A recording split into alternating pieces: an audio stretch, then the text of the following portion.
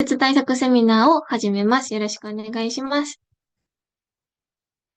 最初にこのセミナーを話そうと思ったきっかけについてご説明します。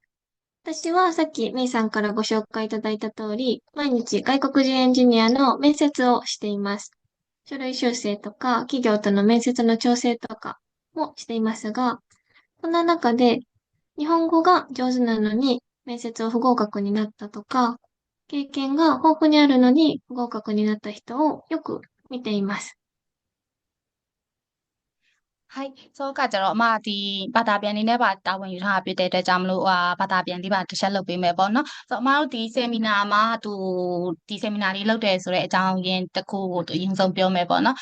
လောဆယ်ဆိုတော့အမမိတ်ဆက်ပေးတဲ့အတိုင်းသူကအင်တာဗျူးတာဝန်ခံလဲသူလုပ်နေခဲ့ပေါ့နော်အင်တာဗျူးတာဝန်ခံပြီးတော့မှအားလုံးစီရဲ့ဒီ CV file တွေလာလို့ရှိရင်လည်းဒီ CV file တွေကိုကြည့်ပြီးတော့ရှုဆေးလုပ်တာမျိုးတွေလည်းလုပ်နေပေါ့နော်ဆိုတော့အဲ့ချိန်မှာဂျပန်စာက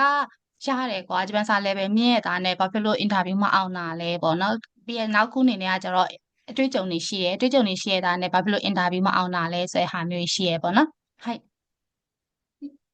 彼らのようなもう少し足りない人を見ていると私はすごくもったいないと思うし、みんなが悔しいのと同じぐらい私も悔しい思いをしています。ただ、彼らのような人は面接でできていないことがあるので不合格になっています。はい。はいဆိုတော့ဒီလိုမျိုးကဂျပန်စာရေးလဲတော်တယ်အတွေ့အကြုံတွေလည်းအများကြီးရှိရယ်အများကြီးရှိပြီးအင်တာဗျူးမအောင်ဆိုလို့ရှိရင်ဒါကနှမျောစရာကြီးပေါ့နော်ဆိုတော့ဒီလိုမျိုးနှမျောစရာဖြစ်တဲ့ဟာကိုအားလုံးအတွက်နေမဟုတ်သူကိုယ်တိုင်ကလည်းဒါဘေးကနေကြည့်ပြီးတော့နှမျောလိုက်တာဆိုတဲ့ feeling ဖြစ်တယ်ပေါ့နော်အဲ့အတွက်ကြောင့်မလို့ဒါပေမဲ့အဲ့နှမျောရဲဆိုတဲ့ဟာအင်တာဗျူးမအောင်သွားဘူးဆိုတဲ့ဟာကလည်းဒီ message မှာမရှိသေးတဲ့ဟာပေါ့နော်မဖြစ်ဘယ်လိုပြောရမလဲကောင်းကောင်းမဖြေနိုင်သေးတဲ့ဟာမျိုးလည်းရှိတယ်ပေါ့နော်အဟာလေးကိုတစ်ချက်ပြောပြခြင်းနဲ့ဆိုပြီးပြောရပါはいなので、彼らのできていないことの代表例を皆さんにシェアして、皆さんは面接で合格できるように対策をしてほしいと思って、このセミナーを企画しました。今日のセミナーを聞いた後、自分でできていないことを理解して、できるようにぜひ対策をしてください。はい。はいဆိုတော့သူတို့ရဲ့ဒီ case လေးတွေပေါ့နော်ဒီလိုဖြစ်အရှိမဖြစ်ခဲ့တဲ့ case လေးတွေကိုဥပမာအနေနဲ့ပေးပြီးတော့ဒီ interview ကိုအောင်သွားအောင်ဆိုပြီးတော့ဒီတိုင်းစာခုအနေနဲ့ပေါ့နော်လုပ်စေခြင်းနဲ့လုပ်စေခြင်းပြီးတော့ဒီ interview ဒီ seminar ပြီးသွားရဲဆိုလို့ရှိရင် seminar ကနေပြောတဲ့ဟာလေးတွေကိုနောက်ပိုင်းမှာပြန်ပြီးတော့ကောင်းအောင်ပေါ့နော်ခိုင်းစမ်းပြန်လုပ်ပြီးတော့တိုင်းစာခုလုပ်စေခြင်းနဲ့ဆိုပြီးပြောရပါはいでは早速、面接対策についてご説明します。今日のセミナーでは、面接対策について話しますが、面接対策にもいろいろなものがあります。例えば、自己分析とか、話す内容の準備とか、日本語の練習、社会人としてのマナー、コミュニケーションスキルの向上などがあります。はい。はいဆိုအမားတို့ဒီလိုမျိုး Manchester တိုင်းစာခုလို့ပြောလိုက်လို့ရှင်ဘာတွေရှိမှလဲပေါ့နော်စသဖြင့်ဆိုလို့ရှိရင်ဒီမှာရေးထားတဲ့အတိုင်းជីကိုပွန်ဆက်ခီဆိုရယ်ကို analysis လုပ်တာပေါ့နော်နောက်ကကျတော့ဟာနာဆုနိုင်ရတော့တွန်းပြီးဆိုရယ်ဒီ interview မှာပြောမဲ့အကြောင်းအရာတွေကိုကိုရီးယားကျွန်းပြီးလုပ်ထားတယ်ပြင်ဆင်ထားတယ်နောက်ပြီးအခါကျရင်အဲ့လိုပြောမဲ့ဂျပန်စာကို run shoot လုပ်ထားတယ်နောက်ပြီးအခါကျလို့ရှင်ခြာကိုင်းချင်း manner ဆိုရယ်ဒီတချို့ဒီလုပ်ငန်းခွင်ထဲကိုရောက်သွားရဲကွာအလုပ်ဝင်တဲ့လူတွေတယောက်မှရှိသင့်ရှိထိုက်တဲ့ manner နောက်ပြီးအခါကျရင်ဒီ communication skill ပေါ့နော်interview မှာပြောတဲ့ communication skill တွေပို့ပြီးတော့ကောင်းအောင်လုပ်ဖို့အတွက်စသဖြင့်ပေါ့နော်တိုင်းစာခုလို့ပြောလိုက်လို့ရှိရင်အများကြီးဒီလိုဟာလေးတွေရှိတယ်ပေါ့နော်はい皆さん、面接を受ける前に自己紹介の練習をしたり、業務内容についての説明を準備したり、いろんな対策をしているかなと思いますが、意外とできていないポイント、かつ気をつけたらすぐに改善できるポイントが2つあります。はい。はいဆိုတော့ကဲလို့တရှိ interview ဖြေတော့မယ်ဆိုလို့ရှိရင်အားလုံးအနေနဲ့လေ့ကျင့်ကြရဲဆိုရင်များသောအားဖြင့်လေ့ကျင့်တဲ့ဟာတွေကကြီးကိုလျှော့ကိုင်းပေါ့နော်ကိုမိတ်ဆက်တဲ့ဟာလေ့ကျင့်ကြရဲနောက်ပြီးအခါကျရင်ကိုဒီအရှိမရှိခဲ့တဲ့အတွေ့အကြုံတွေပေါ့နော်ကေယမှုနာရောကိုလုပ်ခဲ့တဲ့လုပ်ငန်းအကြောင်းအရာတွေကိုပြင်ဆင်နေကြမယ်လို့ထင်တယ်ပေါ့နော်はいそれがこの2つです。社会人マナーとコミュニケーションスキルの向上。この2点は意識すればすぐ改善できるのに加えて、面接官もすごくよく見ているポイントです。できるようになったら、面接での合格率がすごく上がるので、ぜひ皆さん参考にしてください。はい。係，所以သူပြောသွားတဲ့စကားဆက်မှာဟိုဒီဗာလဲကြီးကိုလျှော့ကိုင်းလောက်တာမျိုးတွေကျောင်းမှုနိုင်ရောလေ့ကျင့်တာမျိုးတွေအပြင်အဲ့ဟာတွေပဲလေ့ကျင့်နေခဲ့ပေါ့နော်ဒါပေမဲ့တကယ်တမ်းနောက်ထပ်လေ့ကျင့်မှုကြံနေတဲ့ဟာပေါ့နော်အဲ့ဟာကကျတော့အခုဒီမှာရေးထားတဲ့ရှာကိုင်းချင်းတော့မန်နာရဲ့ဒီ communication skill ရဲ့ဆိုတဲ့ဟာကိုကျတော့တိတ်ပြီးတော့တတိမထားကြဘူးပေါ့နော်ဆိုတော့အဲ့နှစ်ခုလေးကိုဒါအဲ့နှစ်ခုကြောင့်ကြတဲ့သူတွေလည်းရှိရပေါ့နော်ဆိုတော့အဲ့ဒီနှစ်ခုလေးကိုဒါကိုကပြန်ပြီးတော့နည်းနည်းလေးထည့်ပြီးတော့ပြင်ဆင်လိုက်မယ်ဆိုလို့ရှိရင်ဒီဟာက interview ကအောင်ဖို့ chance ကပို့ပြီးတော့များသွားပြီပေါ့နော်はいでは今日紹介する内容です。社会人マナーについては3つをご紹介します。面接環境と身だしなみを整えること、それからマナーを守ること。コミュニケーションスキルの向上については2つを紹介します。上手に説明することと相槌を打つことです。そんなことは分かってると思うかもしれませんが、意外と面接官が見ているポイントは知らないかもしれないので、ぜひ最後まで聞いてください。はい。はいဆိုအမားတို့ကဒီအင်တာဗျူးတိုင်းစာခုဆိုရဲဟာမှာဒီကိုလျှော့ကိုင်းတို့ပြောမှုနိုင်ရောတော့ကိုယ့်ဘာကိုယ်တွေပြင်နေရပေါ့နော်ပြင်တဲ့အခါမှာအမားတို့ဒီနေ့ပြောသွားခြင်းတဲ့ဟာကကြတော့ဒီရှာကိုင်းခြင်းတော့မန်နာနဲ့ communication skill ဆိုရဲဟာကိုပြောသွားမယ်ပြောသွားတဲ့ထဲမှာရှာကိုင်းခြင်းမန်နာဆိုမှာပါမှာလဲဆိုလို့ရှိရင်ဒီ message ခံကျော်တော်တော်နဲ့အဲ့လိုဆိုရဲဒီအမားတို့အင်တာဗျူးတဲ့ချိန်မှာပေါ့နော်ကိုဒီမှာ online မှာဆိုလို့ရှိရင် online မှာပေါ့နော် offline မှာဆိုလို့ရှိရင် offline မှာပေါ့နော်အဲ့ဒီဟာလေးကိုပြင်ဆင်တာမျိုးလုပ်မယ်နောက်ပြီးရင်မိသားရှိနာမိဆိုရဒီကိုယ့်ရဲ့ပေါ့နော်ဟိုတကိုယ်ရေးတန်ရှင်းမှုသပင်အဝတ်စားစသဖြင့်အဟာတွေအတွက်ကိုတစ်ချက်ပြောသွားပေးမယ်နောက်ပြီးမာနာကိုမမိုးလို့ဆိုရဒီ interview နေ့စဉ်အတွင်းမှာရှိတင်ရှိထိုက်တဲ့မာနာကိုတစ်ချက်ပြန်ပြီးပြောပြသွားပေးမယ်communication skill နဲ့ပတ်သက်ပြီးကကြတော့ကိုကပြောချင်တဲ့အနိုင်ရောအကြောင်းအရာကိုကျွမ်းကျွမ်းကျင်ကျင်ကောင်းကောင်းမွန်မွန်နဲ့ပြောနိုင်ဖို့ရန်အတွက်ဆိုရဟာမျိုးနောက်တစ်ခုကကြတော့ဒီအမတို့စကက်ထောက်ပေါ့နော်စကက်ထောက်ကိုသုံးတဲ့ဟာမျိုးပေါ့နော်အဟာလေးတွေတစ်ချက်ပြောပြပေးသွားမှာဖြစ်ပါတယ်では、社会人マナーについてお話しします。まず一つ目の面接環境を整えることについて。一つ目はインターネットの関連です。例えば、インターネットが悪くて画面が固まったり、音声が止まったり、遅れたりすることがあると思います。こうなると、スムーズなコミュニケーションが取れません。そうすると、面接官からは準備不足という評価をされます。はいဆိုပထမအောင်ဆုံးမှာဒီ message ခံခဲ့တော့တော်တော်ရဲလို့ဆိုရဲ interview ဖို့အတွက်ကိုပြင်မယ်ဆိုလို့ရှိရင်ရင်းဆုံးမှာတော့ interview ပေါ့နော်ဒါ online ကနေပြီးတော့ interview ရဲ့သူတွေအတွက်internet ကိုတစ်ချက်ကိုကပြင်ရမယ်ပေါ့နော်နောက်နဲ့မကောင်းဘူးဆိုလို့ရှိရင်ကိုယ့်ရဲ့ screen ရရက်သွားတာမျိုးပြက်ခါကျရင်ကိုယ့်ရဲ့အတန်ကချစ်ကြီးဖြစ်နေတာမျိုးကောင်းကောင်းမကြားရတာမျိုးပေါ့နော်အဲ့လိုမျိုးတွေဖြစ်တတ်တယ်ဆိုတော့အဲ့လိုမျိုးဖြစ်တဲ့အခါကျရင်မတို့ဒီ interview မှာပြောတဲ့ communication ကအဆင်မပြေနေတော့ဘူးပေါ့နော်အင်တာနက်လိုင်းမကောင်းတဲ့အတွက်ကြောင့်ဒါဆိုလို့ရှိရင်သူတို့ interviewer တွေဘက်ကနေပြီးတော့ကြည့်မယ်ဆိုလို့ရှိရင်ဒါဆိုရင်သူကဂျွန်ဘီတေချာမလုပ်ထားဘူးအင်တာနက်ကောင်းဖို့အတွက်ကိုဂျွန်ဘီတေချာမလုပ်ထားဘူးဆိုတော့အမြင်သူတို့ဘက်မှာရှိသွားပါတယ်はい特に日本に住んでいる人は要注意です。面接官は日本にいるので、現代の日本にはコワーキングスペースがどこにでもあることを知ってます。家のインターネットが悪いので止まりましたというのは言い訳になってしまうので、事前にオンライン面接をスムーズに受けられる環境なのか、接続のテストをしましょう。そして、スムーズに受けられない場合は、スマホのレザリングを飛ばしたり、コワーキングスペースを活用するとか、対策をしましょう。はい。はいဆိုတော့ဒါဒီတစ်ခုကကျတော့ဂျပန်မှာရှိနေတဲ့သူတွေအတွက်ပေါ့နော်ဂျပန်မှာရှိနေတဲ့သူတွေအနေနဲ့အင်တာနက်လိုင်းမကောင်းဘူးဆိုပြီးပြောလိုက်တယ်ဆိုလို့ရှိရင်ဒါဆင်ခြင်တက်တစ်ခုပဲဖြစ်သွားရပေါ့နော်ဂျပန်မှာအင်တာဗျူးတဲ့သူတွေကလည်းဂျပန်မှာရှိကြတယ်ဆိုတော့ဂျပန်မှာကတချို့တို့ကအင်တာနက်လိုင်းမကောင်းဆိုလို့ရှိရင်ဒီ co-working space ဆိုရဲကွာဒီတချို့နေရာလေးတွေရှိရလေအင်တာနက်သုံးလို့ရတဲ့နေရာလေးတွေroom တေးသေးလေးရှိရအဲ့ဟာလေးတွေတွားပြီးတော့သုံး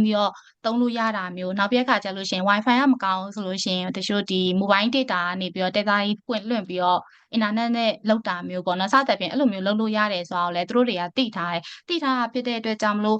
ဒီဟာကကိုယ့်ရဲ့အိမ်ကအင်တာနက်လိုင်းကကောင်းလားမကောင်းလားဆိုရင်ဟာကိုကကြိုပြီးတော့ test လုပ်ထားရမယ်ပေါ့နော်တကယ်လို့မကောင်းတတ်ဘူးအင်တာနက်လိုင်းမကောင်းတတ်ဘူးဆိုလို့ရှိရင်ဒီမှာရေးထားတဲ့ဒီ mobile data လွှင့်တာမျိုးစောစော co-working space တွေမှာသွားပြီးတော့ interview တာမျိုးစသဖြင့်လုပ်တင်ပါတယ်ပေါ့နော်はいただ、ミャンマーに住んでいる人は、停電などで止まることもあると思います。停電の場合は予期できないことなので、面接官も仕方ないと思ってくれますが、停電が終わって回復したら、停電で止まってしまいました。申し訳ありません。の一言は添えるようにしましょう。はい。はい。ဆိုမြန်မာပြည်မှာရှိတဲ့သူတွေဆိုလို့ရှိရင်ကျွန်တော်မြန်မာပြည်ကကျတော့မီးပြတ်တက်တယ်လीเนาะမီးပြတ်တက်တဲ့အခါကျတော့ဒါဆိုလို့ရှိရင်ကတော့အင်တာဗျူးကဒီမီးပြတ်တက်တယ်ဆိုတာမတို့ schedule ရမဟုတ်ဘူးကွာသူပြတ်ချင်တဲ့အချိန်ပြတ်တာမျိုးဖြစ်တဲ့အတွက်ကြောင့်ဒါတော့သူတို့တွေကနားလည်ပေးထားတယ်ဒါပေမဲ့မီးပြတ်သွားပြီးတော့မီးပြန်လာပြီးတော့အင်တာဗျူးကိုကပြန်ပြီးတော့ဝင် join တဲ့အခါမှာဆိုလို့ရှိရင်မီးပြတ်သွားတဲ့အတွက်ကြောင့်မလို့ဒီလိုမျိုးအင်တာနက်ပြတ်သွားတာပါအဲ့အတွက်ကြောင့်တောင်းပန်ပါတယ်ဆိုတဲ့ဒီတောင်းပန်နေဆိုတဲ့စကားလေးတစ်ခွန်းကိုတော့တခြားပေါက်လေးပြောပြတင်နေပေါ့နော်はい。では次はマイクについてです。よく Bluetooth のイヤホンで参加する人がいますが、実は音声がとっても聞こえにくいです。マイクがついていないので、声がとても小さく聞こえるし、雑音が入りやすくて音声が聞こえにくい。説明が面接官によく聞こえないので、こちらも準備不足という評価になってしまいます。はいနောက်ကကျတော့မတို့ဒီ mic တုံးတဲ့သူတွေပေါ့နော် Bluetooth mic လေးရှိရနေနော် Bluetooth mic တုံးတဲ့သူတွေပေါ့နော်ဆိုတော့ဒီဟာဆိုရင်ဒီ Bluetooth earphone sorry နော် earphone ပြော earphone တုံးတဲ့သူတွေရှိရအဲ့ဟာကသူက mic ဟိုပါလေ earphone အတွက်ပဲပါတာ mic အတွက် function မပါဘူး mic အတွက် function မပါတဲ့အတွက်ကြောင့်မလို့ဒီပြောတဲ့အတန်ကဒီဘက်မှာတိုးတိုးလေးပဲကြားရတယ်တိုးတိုးလေးပဲကြားတဲ့ခါကျတော့မတို့တေချာမကြားရအောင်တေချာမကြားရတဲ့အတွက်ကြောင့်မလို့ဒီ Bluetooth earphone ကိုသုံးနေဆိုလို့ရှိရင်လည်းဒါ mic ကိုတေချာအတန်အတွက်ပေါ့နော် mic ကိုတေချာမပြင်ဆင်ထားဘူးဆိုပြီးတော့မြင်သွားကြရပေါ့နော်はいこの場合は、有線のマイク付きイヤホンかパソコンのスピーカーで参加するようにしましょう。はい。はいဆိုရင်အမားတို့ကဘယ်လိုလုပ်မလဲဆိုလို့ရှိရင်ဒီကျိုးနှစ်ချက်ကိုမှကျိုးနဲ့ပါတယ်နှစ်ချက်ပေါ့နော်အဟာသုံးမလားဒါမှမဟုတ်လို့ရှိရင်ဒီ PC speaker နဲ့သုံးမလားသူကတော့မပြောသွားဘူးဖုန်းဆိုလို့ရှိရင်ဖုန်း speaker နဲ့ပဲဒီတိုင်းပဲပြောမလားဆိုတဲ့ဟာမျိုးပေါ့နော်အဲ့တိုင်းအဲ့ဟာလေးတွေသုံးပြီးတော့ interview ကို join တင်ပါတယ်はい次はカメラについてです。カメラについては、顔が画面の中心になるように位置や高さを調整しましょう。こんな風にします。はいနောက်ကကျတော့ကင်မရာပေါ့နော်ကင်မရာကတချို့ရဲ့ဒီမျက်နှာကအခုဒီလိုမျိုးသူအရှိမပြထားတဲ့အတိုင်းလေးပေါ့နော်မျက်နှာအလယ်မှာကျနေရဲ့အလယ်စင်တာမှာရှိနေအောင်လုပ်တာမျိုးပြောချင်တာပေါ့နော်はいどうしてこうする必要があるのかというと、オンライン面接では画面に映っている情報があなたの印象や態度を評価するすべてになってしまうからです。面接官が評価しているのは、日本語レベルや業務内容の経験だけではなく、社会人としてのマナーを守っているか、面接という場面に合わせて TPO を守っているかということも評価しています。それが画面に映っているすべてに入ってしまうので、画面に映る情報を整えないといけないです。はい。はいဆိုတော့အမားတို့ကဒီဟာလေးကဒီအခုပြောတဲ့ဟာလေးကတိတ်ပြီးအရေးမကြီးဘူးလို့တော့ထင်ရတယ်ပေါ့နော်အင်တာဗျူးတဲ့သူတွေကဒီပြောတဲ့ဂျပန်စာအတွေ့အကြုံတွေကိုပဲကြည့်တာမဟုတ်ဘူးပေါ့နော်အခုကိုယ့်ရဲ့ဒီမြင်နေရတဲ့အခု screen လေးမှာမြင်နေရတဲ့ဟာတွေအစားသူတို့ကကြည့်တယ်ဒီသူကဒီ interview အတွက်ကိုသူဘယ်လိုပြင်ဆင်ထားလဲသူရဲ့ခြောက်ကိုင်းခြင်းမှန်တာကဘယ်လိုလဲဆိုတဲ့ဟာမျိုးလေးပေါ့နော်ဆိုတော့ဒီဟာတွေကအစားကြည့်တာမျိုးဖြစ်ပါတယ်はいでは、具体的な NG の例をご紹介します。まず一つ目は、スマホを縦に置いている人。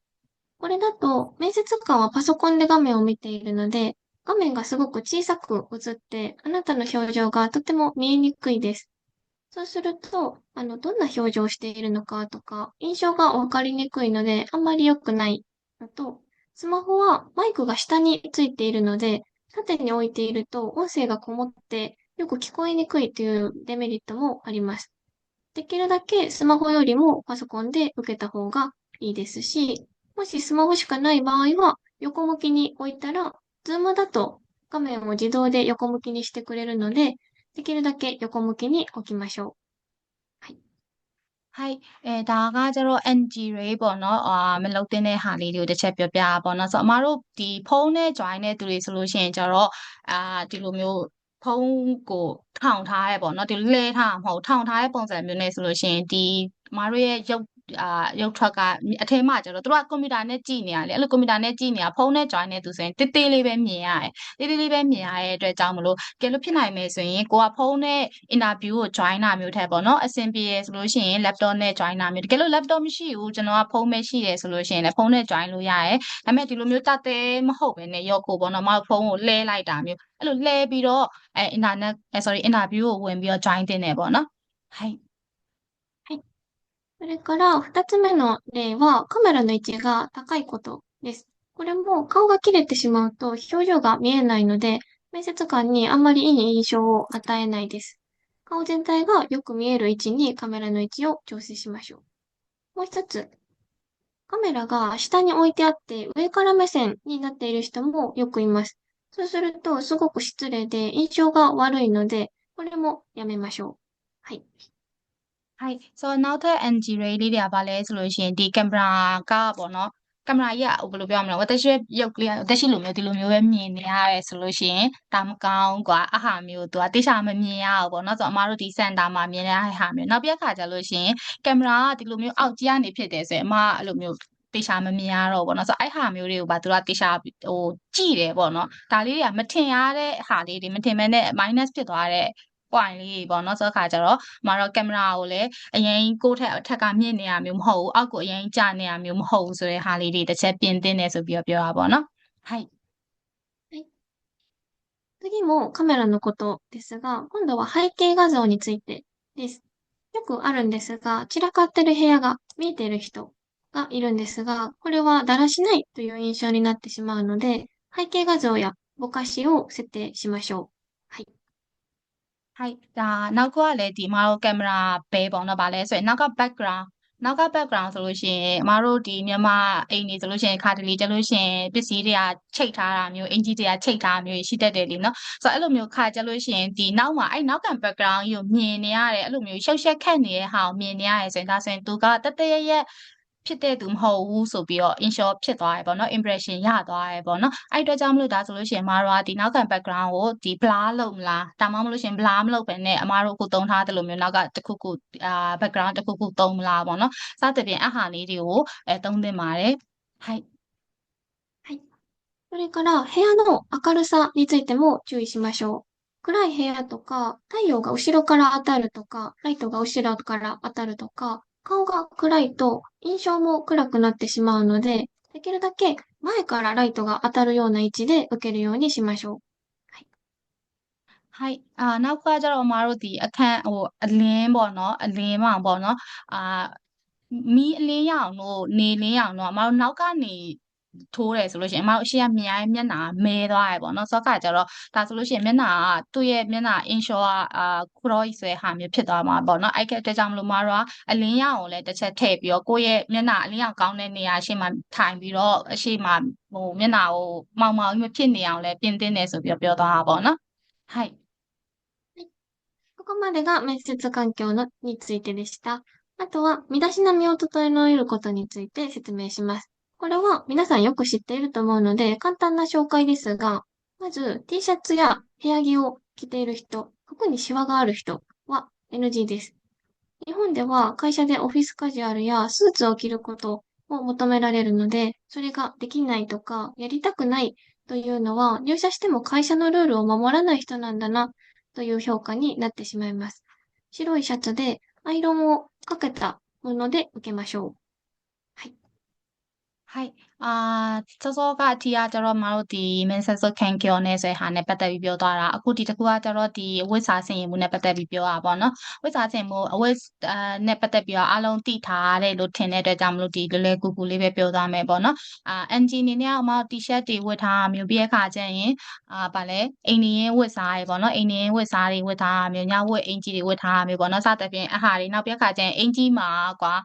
တွန့်ကျင်နေတဲ့အင်ဂျီတွေနဲ့ဝတ်တာမျိုးအဟာတွေကတိတ်ပြီးတော့အဆင်မပြေဘူးပေါ့နော်အဆင်မပြေဘူးဒါဆိုရင်သူကနျူရှာလုပ်ပြီးတဲ့ခါကျလို့ရှင်လဲဒီလိုပုံစံမျိုးပဲလာမှာဒါဆိုရင်သူ့ရဲ့ပုံစံကတိတ်ပြီးတော့ခြေကိုင်းချင်းတွေနဲ့မတင်တော်နေဘူးမလိုက်ဖက်နေဘူးပေါ့နော်စသဖြင့်ပေါ့နော်ဒီလိုမျိုး impression တွေရသွားစေတဲ့အတွက်ကြောင့်မလို့ဒီအဝတ်စားကိုလည်းတရက်တဲ့အဝတ်စားကိုဝတ်တင်တယ်ပေါ့နော်はいそれから、ジャケットについては、持っていなければ着なくても大丈夫です。メイさんみたいにジャケットを着てもいいし、私みたいにシャツで参加しても、これはどちらでも大丈夫です。はい。はいနောက်ကမတို့ကဗာလဲဒီ jacket ဆိုရဲအပေါ်ဝတ်ကုတ်အင်ကြီးပေါ့နော်ကုတ်အင်ကြီးကအခုအမဝတ်ထားတယ်လို့မျိုးကုတ်အင်ကြီးဝတ်လဲရတယ်မဟုတ်ဘူးအခုသူမိုင်ကာဝဆန်ဝတ်ထားတယ်လို့ရှက်အင်ကြီးအဖြူနဲ့ပဲ join နေဆိုလို့ရှိရင်လည်းရတယ်ပေါ့နော်はいはい。それから、社会人マナーの3つ目は、場面別のマナーを守ることについてです。まず、1つ目がすごく大切なので、よく聞いてほしいです。1つ目は、話を聞いている時のマナーです。話を聞いているときに絶対にやってはいけないのは、相手が話している途中に遮って話し始めてしまうことです。はい。はいဆိုတော့နောက်ကမတို့ line နာတင်တဲ့မန်နာလေးပေါ့နော်ဗာလဲဆိုလို့ရှိရင်ကိုကတစ်ဖက်သူပြောနေတဲ့ချိန်မှာမလုပ်ရတဲ့ဟာကတစ်ဖက်သူကစကားပြောနေတဲ့ချိန်မှာစကားကိုဝင်ပြီးတော့ဖြတ်ပြီးတော့ပြောတာမျိုးပေါ့နော်သူကပြောနေတော့မှရှိသေးတယ်ကိုကဝင်ပြီးတော့ကြားထဲကနေပြီးတော့ဖြတ်ပြီးတော့ပြောလိုက်တာမျိုးမလုပ်ရပါဘူးပေါ့နော်はいこれは日本人だけではなくて、ミャンマー人もどの国の人でもそうだと思いますが、話を遮られるとすごく不快な気持ちになります。あなたの印象が悪くなる行動なので、絶対にやめましょう。で、日はい本人は話が長いので、話が終わったのか終わってないのか、よくわからない時もあると思います。そんな時は、ちょっと待ちましょう。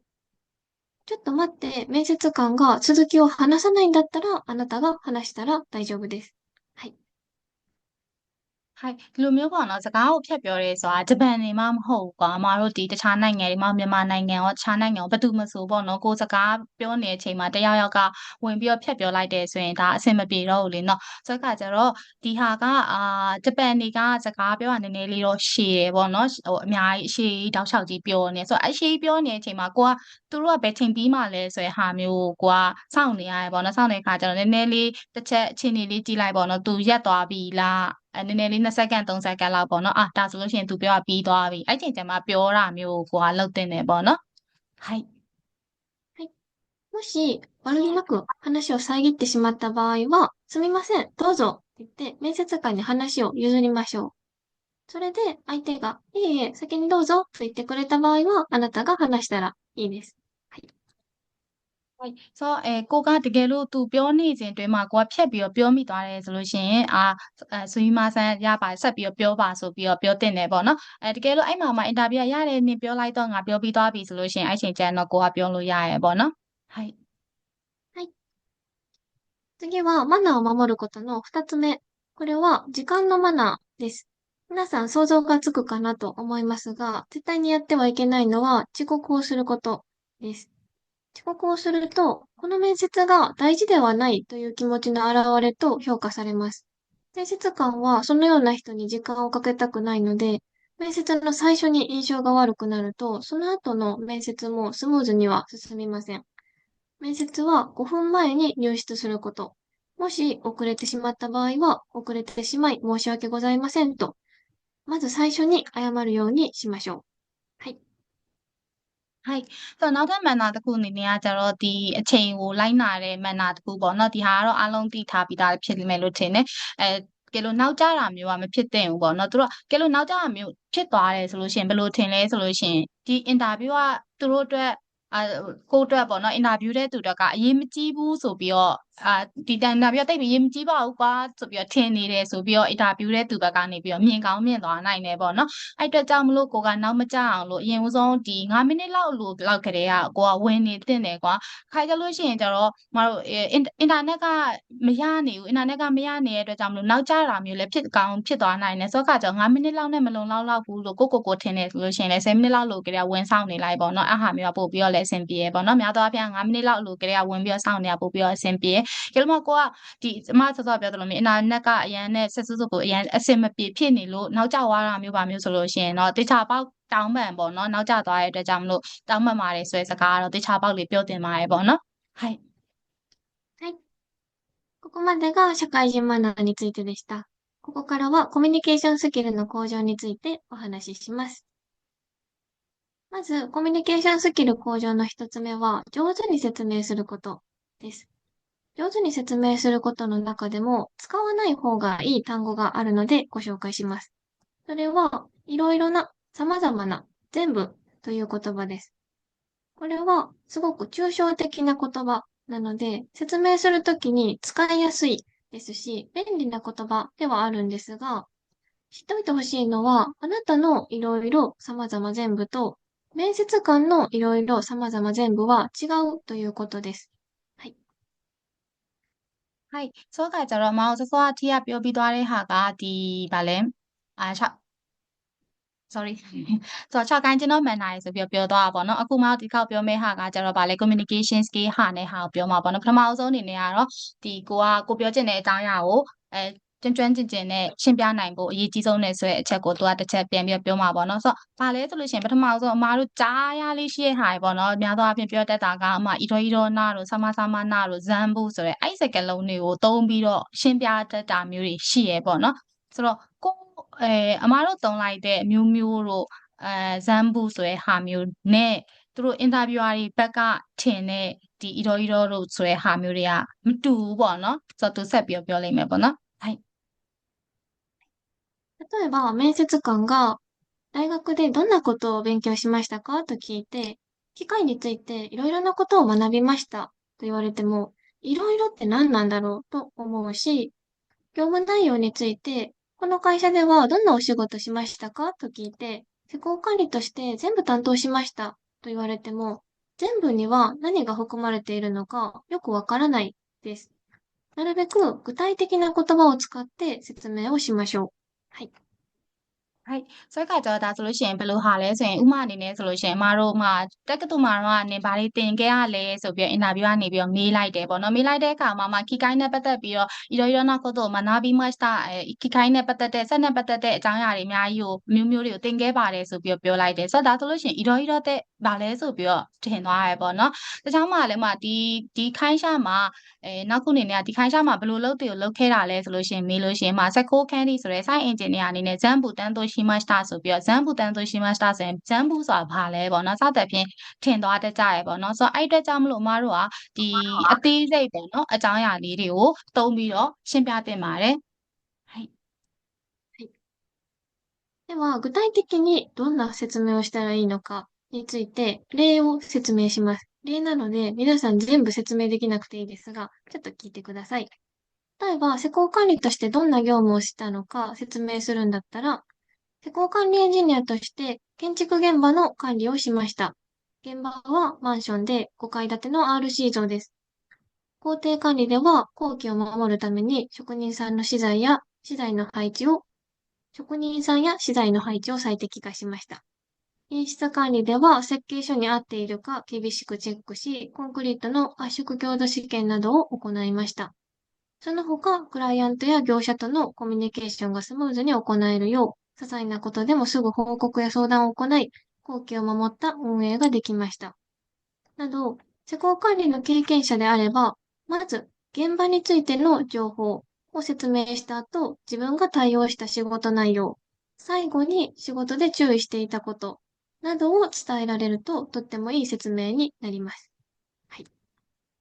はいဆိုတော့ကြတာဆိုရင်အမားတို့ကဒီကုတိုင်းတက်ခီဆိုတဲ့အသေးစိတ်ရှင်းပြရမယ်ဆိုတာဘယ်လိုမျိုးဟာကိုရှင်းပြရမှာလဲဆိုလို့ရှိရင်ဒီမှာသူက range အနေနဲ့ပေးထားရပေါ့နော်မဟုတ်ဒီ Psycho Candy Engineer အနေနဲ့အလုပ်လုပ်ခဲ့ရဆိုတဲ့ဒီအတွေ့အကြုံရှင်းပြမယ်ဆိုရင်အမဒါအကုန်လုံးကြီးတော့မပြောပြတော့ဘူးပေါ့နော်ဘာတွေတိကပြောရမလဲဆိုလို့ရှိရင်ဒီ Site Engineer အနေနဲ့တွေ့ကြုံရှိခဲ့ရဆိုရင်ဒီ Canva ဆိုတဲ့ site ထဲမှာ site နဲ့ပတ်သက်တဲ့အချက်လက်တွေနောက်ပြီးအခါကျရင်ကိုတာဝန်ယူခဲ့တဲ့လုပ်ငန်းအကြောင်းအရာပေါ့နော်နောက်ပြီးအခါကျလို့ရှိရင်ဒီအလုပ်မှာ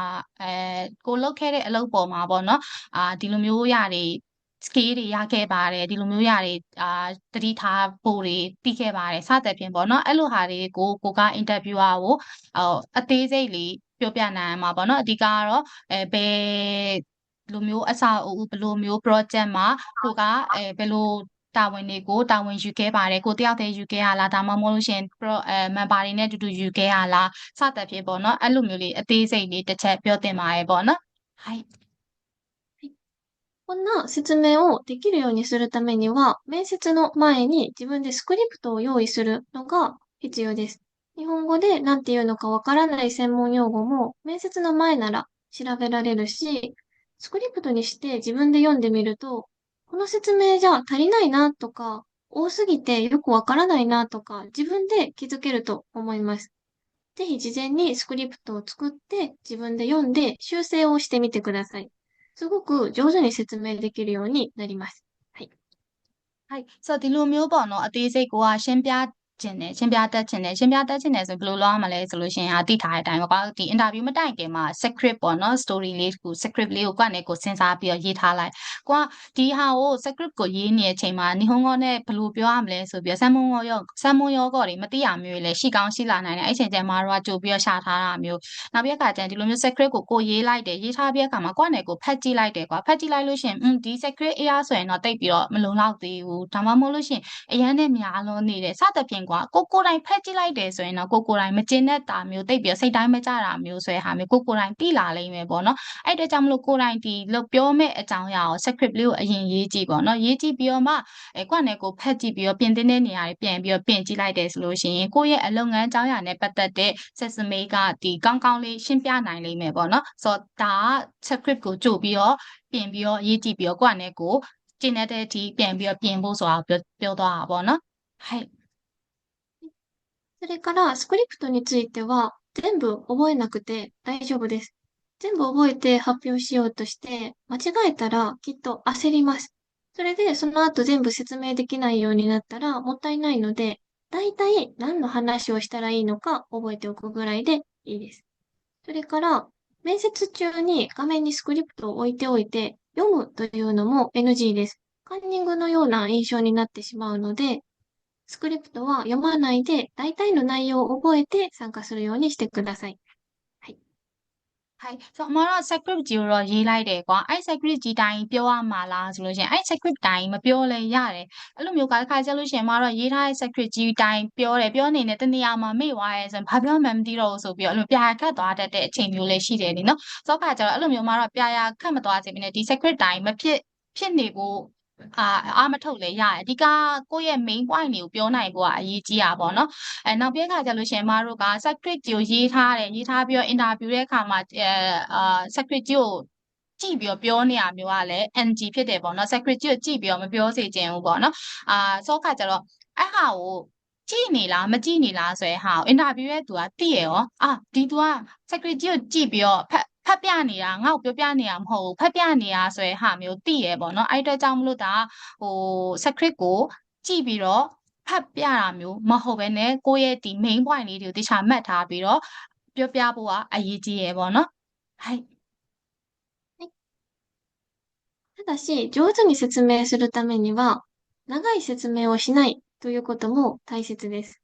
さっき私がすごく長い説明をしましたので、皆さん、と思うかもしれませんが、具体的な説明はすごくいいことなんですが、面接官はロボットじゃないので、さっきの説明のように私が1分も話しても内容を覚えられないです。私が言いたいのは、具体的に説明することに加えて会話をするということです。はい。はいဆိုဒီလိုမျိုးဒီဂျောဇွန်နီဆက်စမိတ်ဆိုလို့ဆိုတဲ့နေရာမှာလည်းအရှိစကားအရှိပြောတယ်ဆိုတဲ့ဟာကလည်း NG အနေနဲ့ဖြစ်တယ်ပေါ့နော်ဆိုတော့အမရောသူရော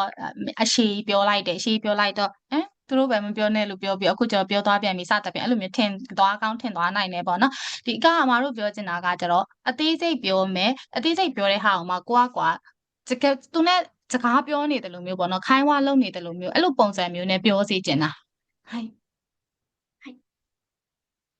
例えば、さっきの説明で言うと、どんな業務内容をしましたかと聞かれて、私は施工管理エンジニアとして建築現場の管理をしました。現場はマンションで5階建ての RC 像です。まで説明したら、一回話を止めます。そうすると、面接官は、5階建ての RC 像ですかとか、マンションって言いましたかと、あなたの話した内容を確認します。で、それで合っていたら、はい、そうです。具体的な業務内容としては、工程管理で工期を守るために職人さんや資材の配置を最適化しました。で、説明して、また少し止まって、面接官がそうなんですね、とか、工程管理をしたんですね、と、あなたの話を確認してくれたら、これが会話になります。はい。はい。そうだ、ဆိုလို့ရှိရင်အမတို့ကဒီကိုတိုင်တဲ့ကင်းကြီးရှင်းပြရဲဆိုတော့စောစောကိုရေးထားတဲ့ script ဆိုရင်အမတို့ရေးသူစောစောအရှိ slide မှာရေးထားတဲ့ဟာဆိုအရှိကြီးပဲလीเนาะဆိုတော့အဲ့အရှိကြီးကိုတောက်လျှောက်ပြောနေတာမျိုးမဟုတ်ဘဲနဲ့ဥပမာဒီမှာဒီကော်ကိုင်းတာတဲ့တော့အာစီဆိုတဲ့ဆိုရင်ငါးလွာပေါ့နော်အာစီအစာကိုဖြစ်တဲ့ငါးလွာအစာကိုလောက်တာပါဆိုအဲ့နေရာမှာခဏတစ်ချက်ရက်လိုက်ပေါ့နော်ရက်လိုက်တဲ့အခါကျရင်သူဘက်ကနေပြီးစကားပြောလာမျိုးလည်းဖြစ်ကောင်းဖြစ်လိမ့်မယ်ပေါ့နော်အာစီဆိုလားmention လို့ပြောလိုက်တာလားအဲ့ချိန်ကျလို့ရှိရင်ကိုယ့်ဘက်ကနေပြီးဒီမှာသူပြောထားတဲ့အတိုင်း high ဆိုတဲ့ပေါ့နော်အဲ့လိုမျိုးပြောပြီးနောက်ထပ်တစ်ခုတစ်ဖြက်အနေနဲ့ထပ်ပြီးတော့ပြောလိုက်တယ်ပြောတဲ့အခါကျရင်သူဘက်ကနေပြန်ပြီးတော့မေးလာလိမ့်မယ်အဲ့လိုပုံစံမျိုးလေးပေါ့နော်ကိုယ့်ရဲ့ဒီကြောမှုနိုင်ရောကိုရှင်းပြနေတယ်လို့မျိုးသူနဲ့စကားပြောနေတယ်လို့မျိုးပုံစံမျိုးလေးဖြစ်စေချင်တာပေါ့နော်はい。はい。これが会話で、面接は発表の場面ではなくて、面接官と面接を受ける人が会話をするための時間なので、自分一人で発表しないで、面接官の反応を見ながら会話をしてください。それから、面接官は外国人の英語の発音が特に聞き取りにくいことが多いです。今、RC 像って言いましたかとか、IT エンジニアだったら、開発環境は Java ともう一つ何て言いましたかと、わからなかったことを確認しながら面接を進めたいです。なのに、ずっと話してしまうと、その話がずいぶん前の話になってしまって、話が終わった頃には確認ができなくなりますので、できるだけ話をしながら、一旦話が終わったら、ちょっと話を止めて、相手の反応を待ってから続きを話すようにしましょう。はい。はい。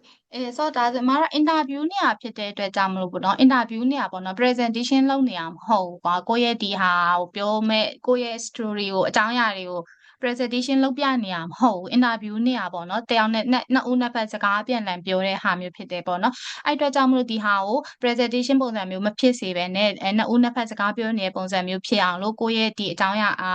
ကိုယ့်ရဲ့ case ခန်းတွေကိုပြောတဲ့အခါမျိုးမှာစကားလေးကိုခဏရပ်ပြီးတော့ပြောတာမျိုးပေါ့နော်နောက်ပြီးတော့ဗာလဲဆိုလို့ရှိရင်အမတို့ကအင်္ဂလိပ်တန်ထွက်တွေပါတဲ့အခါကျလို့ရှိရင်အမတို့ကခတာခနာတန်ထွက်နဲ့မပြောကြဘူးJava တို့ PHP တို့နောက်ပြီးတဲ့အခါကျလို့ရှိရင်RC ဆိုတဲ့ဟာမျိုးဆိုလို့ရှိရင်အမတို့ကအင်္ဂလိပ်တန်ထွက်နဲ့ပဲပြောလိုက်တယ်ဒါဆိုရင်တို့ဒီဂျပန်တွေကကျတော့အခါကျလို့ရှိရင်ဒီအင်္ဂလိပ်တန်ထွက်ကို catch လုပ်နိုင်တာလည်းရှိတယ်လို့ catch မလုပ်နိုင်တဲ့ဟာလည်းရှိရပေါ့နော်ဆိုတော့အဲ့ချိန်ကျလို့ရှိရင်ကိုပြောလိုက်တဲ့အင်္ဂလိပ်တန်ထွက်ကိုတို့တွေကနေပြီးတော့RC ဆိုလားဆိုပြီးပြန်မေးလိုက်တယ် Java လားဆိုပြီးအဲ့လိုပြန်မေးလိုက်တယ်ပေါ့နော်စသဖြင့်ဒီဟာတူနဲ့တူကိုမသိလိုက်တဲ့ဟာနားမလည်လိုက်တဲ့ဟာကိုပြန်ပြီးတော့မေးတဲ့ပုံစံမျိုးစကားပြောတဲ့ပုံစံမျိုးလေးနဲ့ကပို့ပြီးတော့ဒီ impression ကအရင်ကောင်းတယ်ပေါ့နော်はいコミュニケーションスキルの向上の二つ目のポイントは、相槌を打つということです。面接中、黙って面接官の話を聞く人がいますが、黙っていると話が聞こえているのか、聞こえていないのか、面接官はよくわからなくて不安になってしまいます。反応がないとすごく会話がしにくいので、できるだけ、はいと返事をするとか、うなずくようにしましょう。はい。はいဆိုတော့ဒါမှနောက်ခုက communication skill app ဖြစ်ဖို့ရအတွက်ကိုနောက်တစ်ခုဒုတိယတစ်ခုအနေနဲ့ပေါ့နော်ဒီ ISO ရှိခဲ့မယ်ဆိုရင်ဟာစကားထားလို့မယ်ဆိုရင်ဟာမျိုးပေါ့နော်ဆိုတော့ရှေ့ကနေပြီးတော့ message ခံကနေပြီးတော့စကားပြောနေ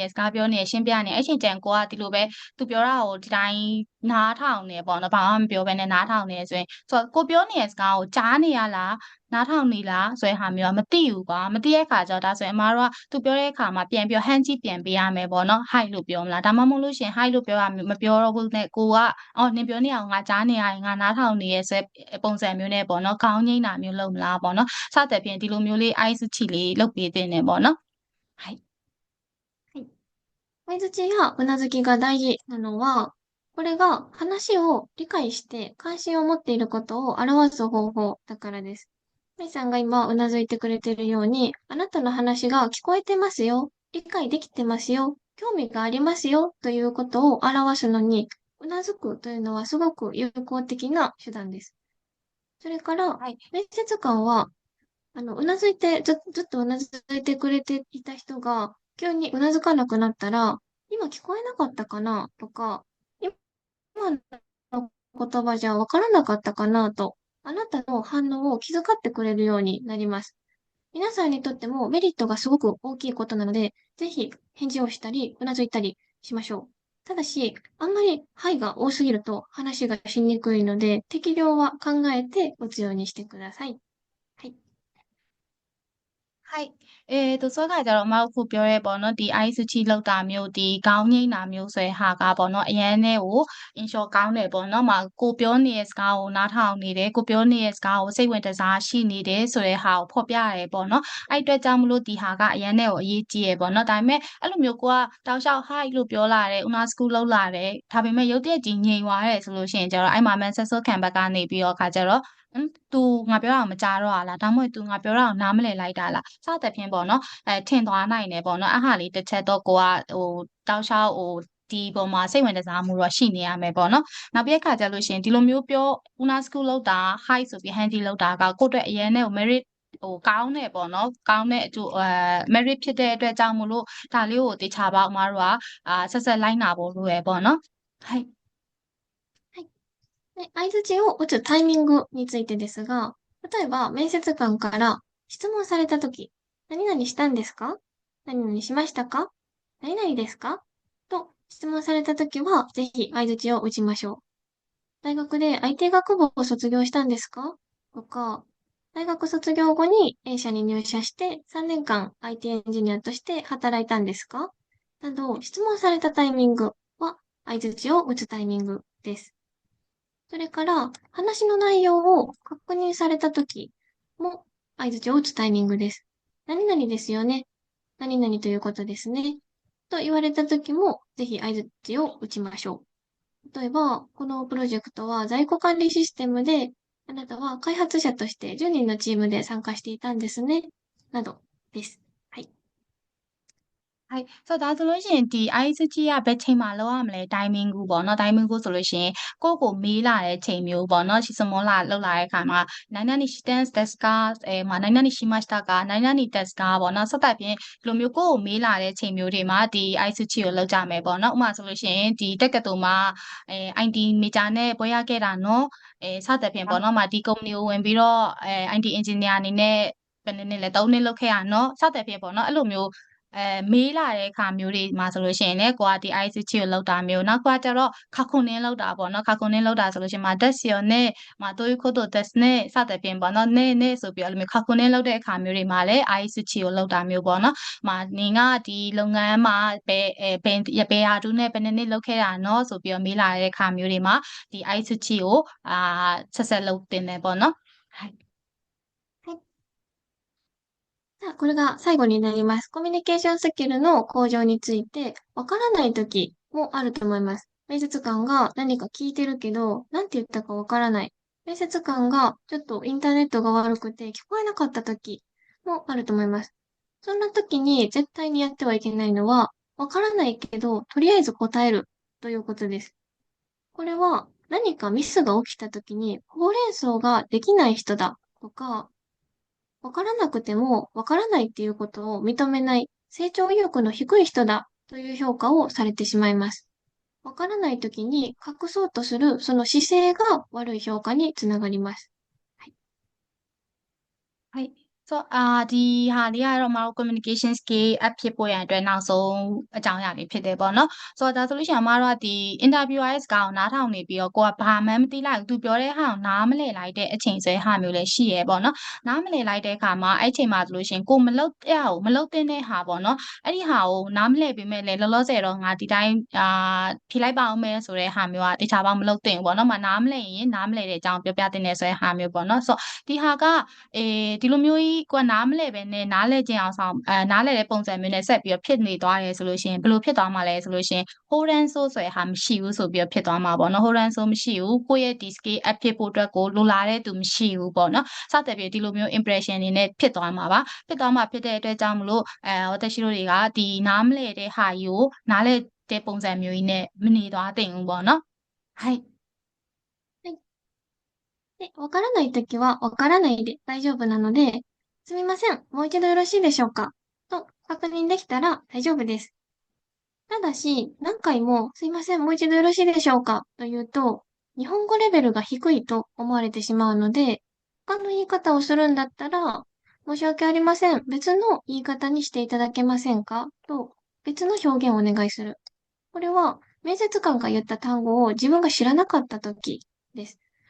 そういう時はこの表現にするとか、あとは、給与ですか？お金のことでしょうか？と、聞こえた単語を自分のわかる言葉に変えて聞いてみるとか、わからなくても、なんとかコミュニケーションを取ろうとする姿勢を面接官に見せることがすごく大切です。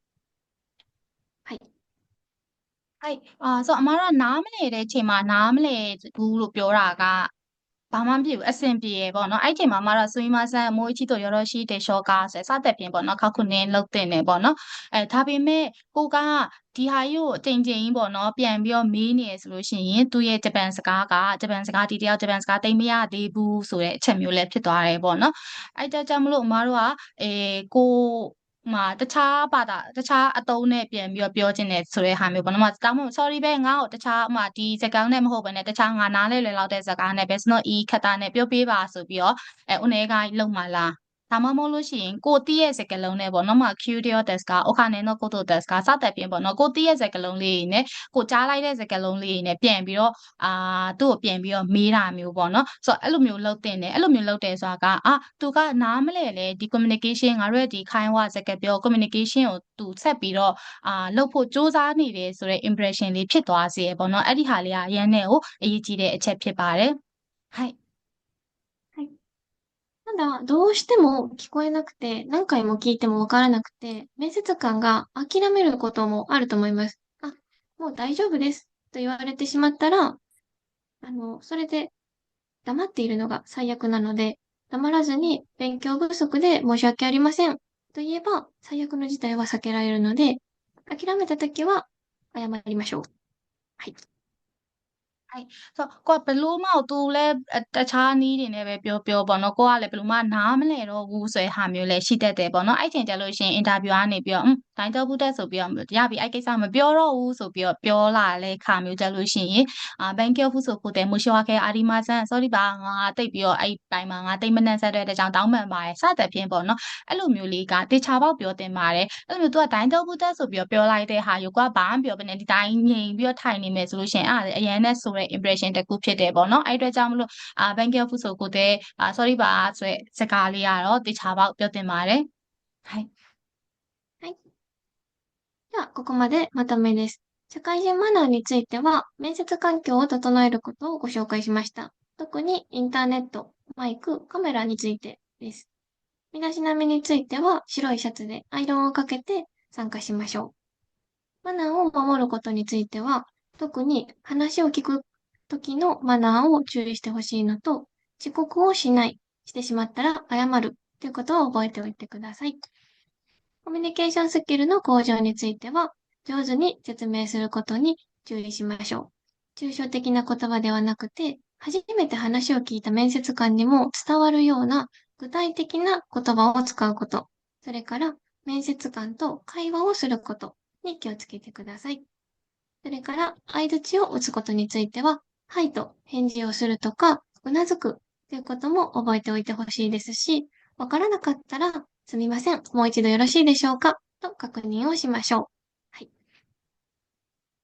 はいဆိုတော့ဒါကအမတို့ကိုသူဒီနေ့ပြောသွားတဲ့ဟာတွေပြန်ပြီးတော့မတူမဲနေနဲ့ပြန်ပြီးပြောရပါတော့အမတို့ခေါင်းစဉ်ကြီးတစ်ခုအနေနဲ့ခြားကိုင်းခြင်းမနာဆိုတဲ့ဟာပြောသွားတယ်နောက်ခု communication skill ကိုခိုးကြောဆိုတဲ့ဟာနဲ့ပြောသွားတယ်ပေါ့နော်ခြားကိုင်းခြင်းမနာတွေမှာဆိုလို့ရှိရင်ဒီ message ခံကြောတော်တော်နာအဲတို့ဆိုရဲ internet ကောင်းဖို့အတွက်ပြင်ထားတာမျိုး mic ပြင်ထားတာမျိုးနောက်ပြီးခါကျရင် camera ပေါ့နော် camera ထဲမှာကိုယ့်ရဲ့ဒီနောက်ခံ background မှာရှင်းရှင်းလင်းလင်းဖြစ်ဖို့စတဲ့ပြင်အဟာမျိုးတွေပြင်သွားပြင်ဆင်ထားဖို့ဆိုတဲ့ဟာကိုပြောရတယ်နောက်ကဒီမီတာရှင်းနာမီဆိုတဲ့ဒီဝတ်စားဆင်ရင်မှုပေါ့နော်ဝတ်စားဆင်ရင်မှုကမတို့ကအဖြူရောင်ရှက်အင်ဂျီကိုဝတ်တင်နေဆိုတဲ့ဟာမျိုးကုတ်ကဝတ်လဲရတယ်မို့လဲရတယ်ဆိုတဲ့ဟာမျိုးပေါ့နော်နောက်ကမနာကိုမမိုးတို့ဆိုတဲ့ဒီလိုက်နာတင်တဲ့အချက်ကလေးတွေကိုလိုက်နာရမယ်။ဘာလဲဆိုလို့ရှိရင်ဥမာသူပြောနေတဲ့စကားကိုနားထောင်တယ်ဖြတ်ပြီးတော့မပြောရအောင်ဆိုတဲ့ဟာမျိုးရဲ့နောက်ပြီးအခါကျရင်နောက်မကြားဖို့ရဲ့ပေါ့နော်နောက်ကြားတဲ့အခါမျိုးမှာလည်းတေချာပေါက်လေးတောင်းပန်ရမယ်ဆိုတဲ့ဟာမျိုးပေါ့နော်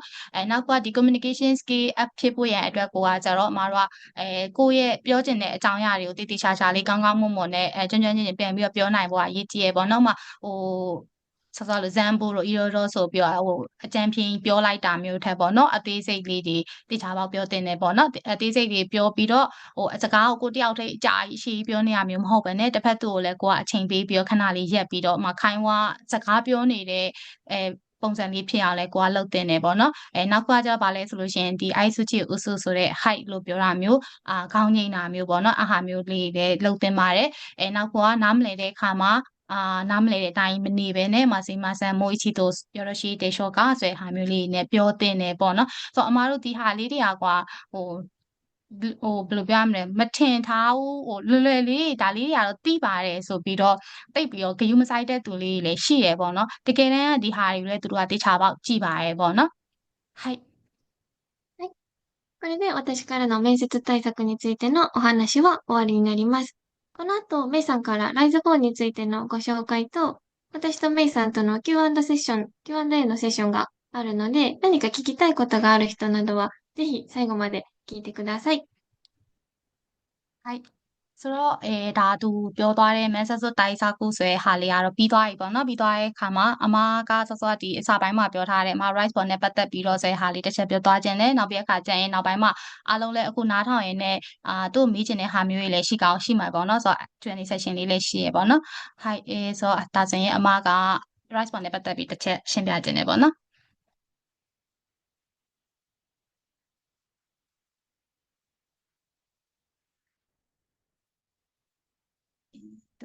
今見えてますかね今画面変わってないです。今、ライスの画面ですけれども、前川さんの画面ですかスライドはそうですね。私の変わってないですか紹介の画面。じゃあ、あれにします。今はどうですかねわかりました。そうであれば、このままにしましょうかね。今、もう一度ちょっとやってみたいんですけど、どうですか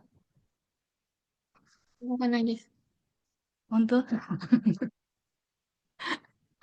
かりました。はい。すいません。はい。そう、အားလုံးပဲမင်္ဂလာပါပေါ့နော်။မင်္ဂလာပါတဲ့ပြန်ပြီးပြောလိုက်။ဆိုတော့အမားတို့ဒီ Rise for Career နဲ့ပတ်သက်ပြီးတော့တည်ထားတဲ့သူတွေလည်းရှိကောင်းရှိတယ်။မတည့်တဲ့သူတွေလည်းရှိကောင်းရှိရပေါ့နော်။လွယ်လွယ်ကူကူပြောမယ်ဆိုရင် Rise for Career ကဂျပန်ကို engineer အနေနဲ့ဂျပန်မှာ engineer အနေနဲ့အလုပ်လုပ်ချင်တဲ့သူတွေကအမား Rise for Career platform job matching website ကိုသုံးပြီးတော့အလုပ်ရှာလို့ရပါတယ်။ဒါကအကျဉ်းအားဖြင့်ပြောလိုက်တဲ့ဟာမျိုးပေါ့နော်။ဆိုတော့အမားတို့ဒီ Rise for Career မှာက Rise for Career ကနေအလုပ်ခေါ်နေရလားဆိုလို့ရှိရင်မဟုတ်ဘူး။ Rise for Career website ကိုသုံးပြီးတော့ဗာလဲအလုပ်ခေါ်ခြင်းနဲ့ပေါ့နော်ဝန်ထမ်းလိုတဲ့ကုမ္ပဏီတွေအများကြီး register လုပ်ထားတယ်ဒီဘက်က Rise for Business လို့ခေါ်တဲ့ဂျပန်ကုမ္ပဏီတွေရှိတယ်ဒီဘက်က engineer Rise for Career လို့ခေါ်တဲ့ဒီ engineer တွေရှိရပေါ့နော်ဆိုတော့အမတို့ Rise for Career website မှာဒီအလုပ်ခေါ်ခြင်းအလူလိုတဲ့ကုမ္ပဏီတွေကနေပြီးတော့ register လုပ်ထားတယ် register လုပ်ထားပြီးတော့အဲ့ဒီသူတွေနဲ့ engineer တွေနဲ့ direct အလုပ်တွေ interview တွေချိန်တယ်CV form တွေတောင်းတယ်9 day ခန့်လိုက်တယ်စသဖြင့်ဒီလိုမျိုး direct matching လုပ်သွားတဲ့ website ဖြစ်တယ်ပေါ့နော်ဟုတ်ဆိုတော့ကျတော့အမတို့ဒီ Rise for Career မှာကကျတော့ဘာရှိလဲဆိုလို့ရှိရင်အခုလက်ရှိတိုးခုလုပ်ထားတဲ့ဟာက4000ထဲမှာအထက်မှာရှိပါတယ်engineer ပေါင်းပေါ့နော် engineer ပေါင်း4000ထဲမှာအထက်မှာရှိတယ်နိုင်ငံကကျတော့အမတို့မြန်မာ VN အင်ဒိုနီးရှားစသဖြင့်အများကြီးရှိတဲ့မှာနိုင်ငံပေါင်း60ကျော်က engineer register လုပ်ထားတာပေါ့နော်အဓိကဒီမှာကဘယ်သူကအများဆုံးလဲဆိုလို့ရှိရင်VN အများဆုံး VN ပြီးလို့ရှိရင် engineer မတို့မြန်မာ engineer အများဆုံးပဲပေါ့နော်နောက်ကကျတော့register လုပ်ထားတဲ့ကုမ္ပဏီပေါင်းက100နဲ့မှ50ထက်မှရှိပါတယ်နောက်ကကျတော့အဲ့ကုမ္ပဏီတွေကနေပြီးတော့ခေါ်ထားတဲ့တင်ထားတဲ့အလုပ်ခေါ်စာပေါင်း900နဲ့အထက်မှရှိပါတယ်ဆိုတော့အမတို့ Rise for ကိုသုံးပြီးတော့အမအလုပ်ရသွားတဲ့သူတွေရောရှိလားဆိုလို့ရှိရင်300နဲ့မှအထက်မှရှိပါတယ်လက်ရှိချိန်ထိ engineer အယောက်ပေါင်း300အထက်ကအမတို့ Rise for နေတဆင့်အလုပ်ရသွားပါတယ်ပေါ့နော်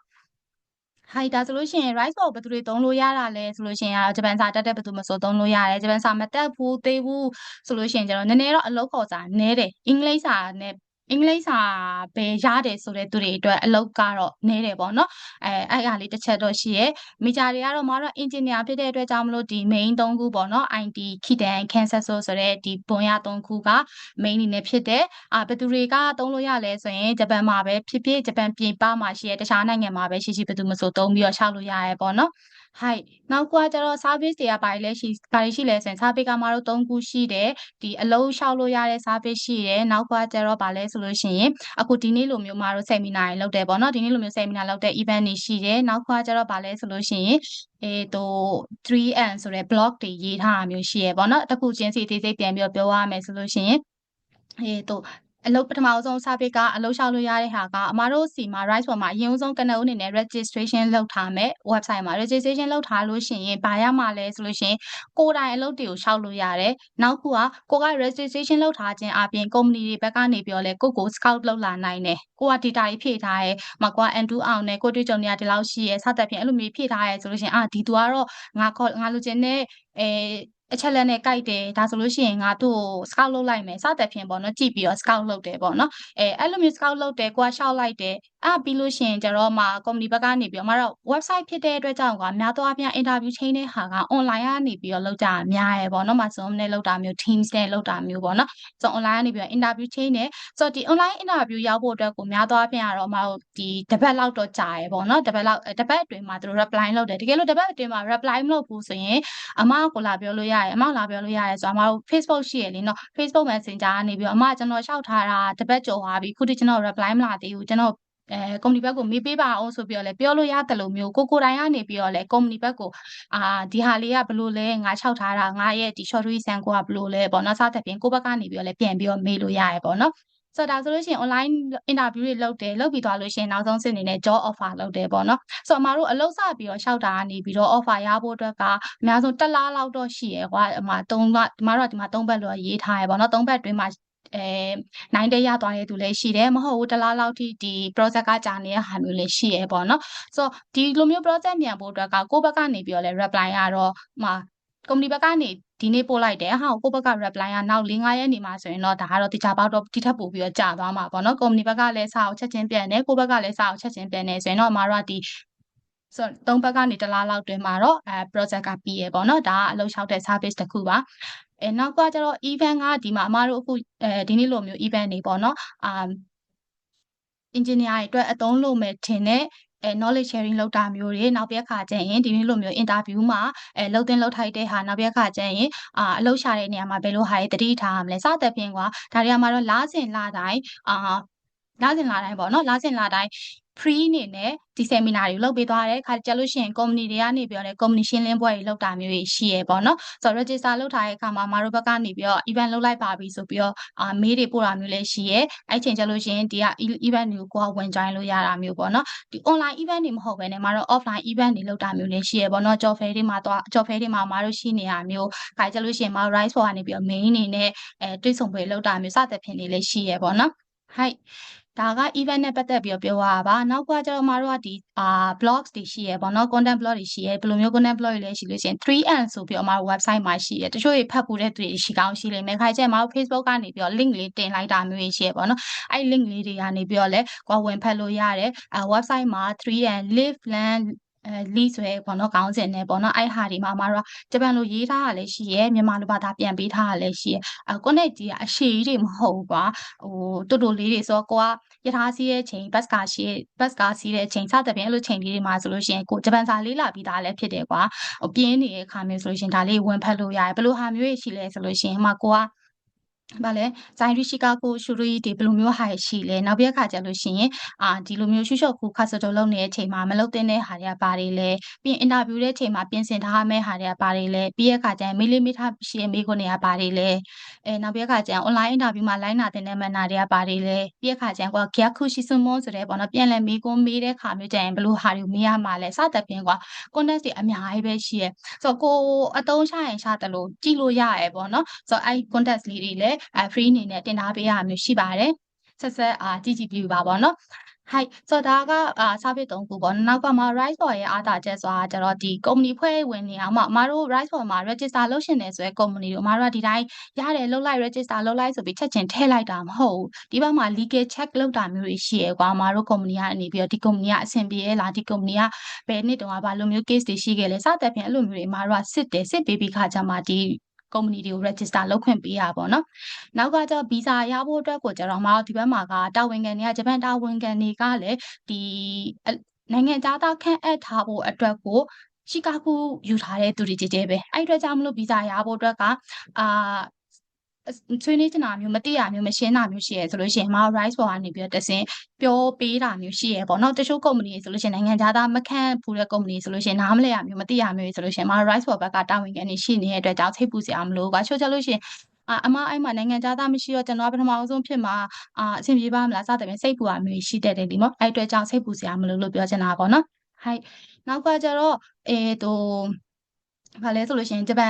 အမဒီ၃ခုလုံးကအကုန်လုံးရှုံပြီးပြောသွားလိုက်တာပေါ့နော်ဂျပန်နဲ့ပတ်သက်တဲ့ပုံပုံတူတာတွေ article တွေကအမတို့ဒီ subject 3မှာရေးထားတဲ့ဟာလေးတွေတစ်ချက်ပြောသွားတာပေါ့နော်ဒါမှ Rise ပေါ်ရဲ့အားသာချက်တွေရေးမှမရေးထားရင်နောက်ကဘာလဲဆိုလို့ရှိရင်သက်ဆိုင်ရာနိုင်ငံသားရဲ့တာဝန်ခံတွေရှိရယ်မြန်မာဆိုလို့ရှိရင်အမရှိရယ်ကွာ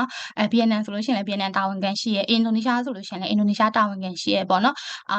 ဘင်္ဂလားဒေ့ရှ်ကိုရီးယားတရုတ်စသဖြင့်ပေါ့နော်နီပေါ်စသဖြင့်တာဝန်ခံတွေအများကြီးရှိရယ်ပေါ့နော်ဆိုတော့အဲ့အတွက်ကြောင့်မလို့ဒါကလည်းမ Rise for Career ရဲ့အသာချက်တစ်ခုအနေနဲ့ရှိရယ်ပေါ့နော်ဟိုက်ဆိုတော့ဒါကအမက Rise for Career နဲ့ပတ်သက်ပြီးတော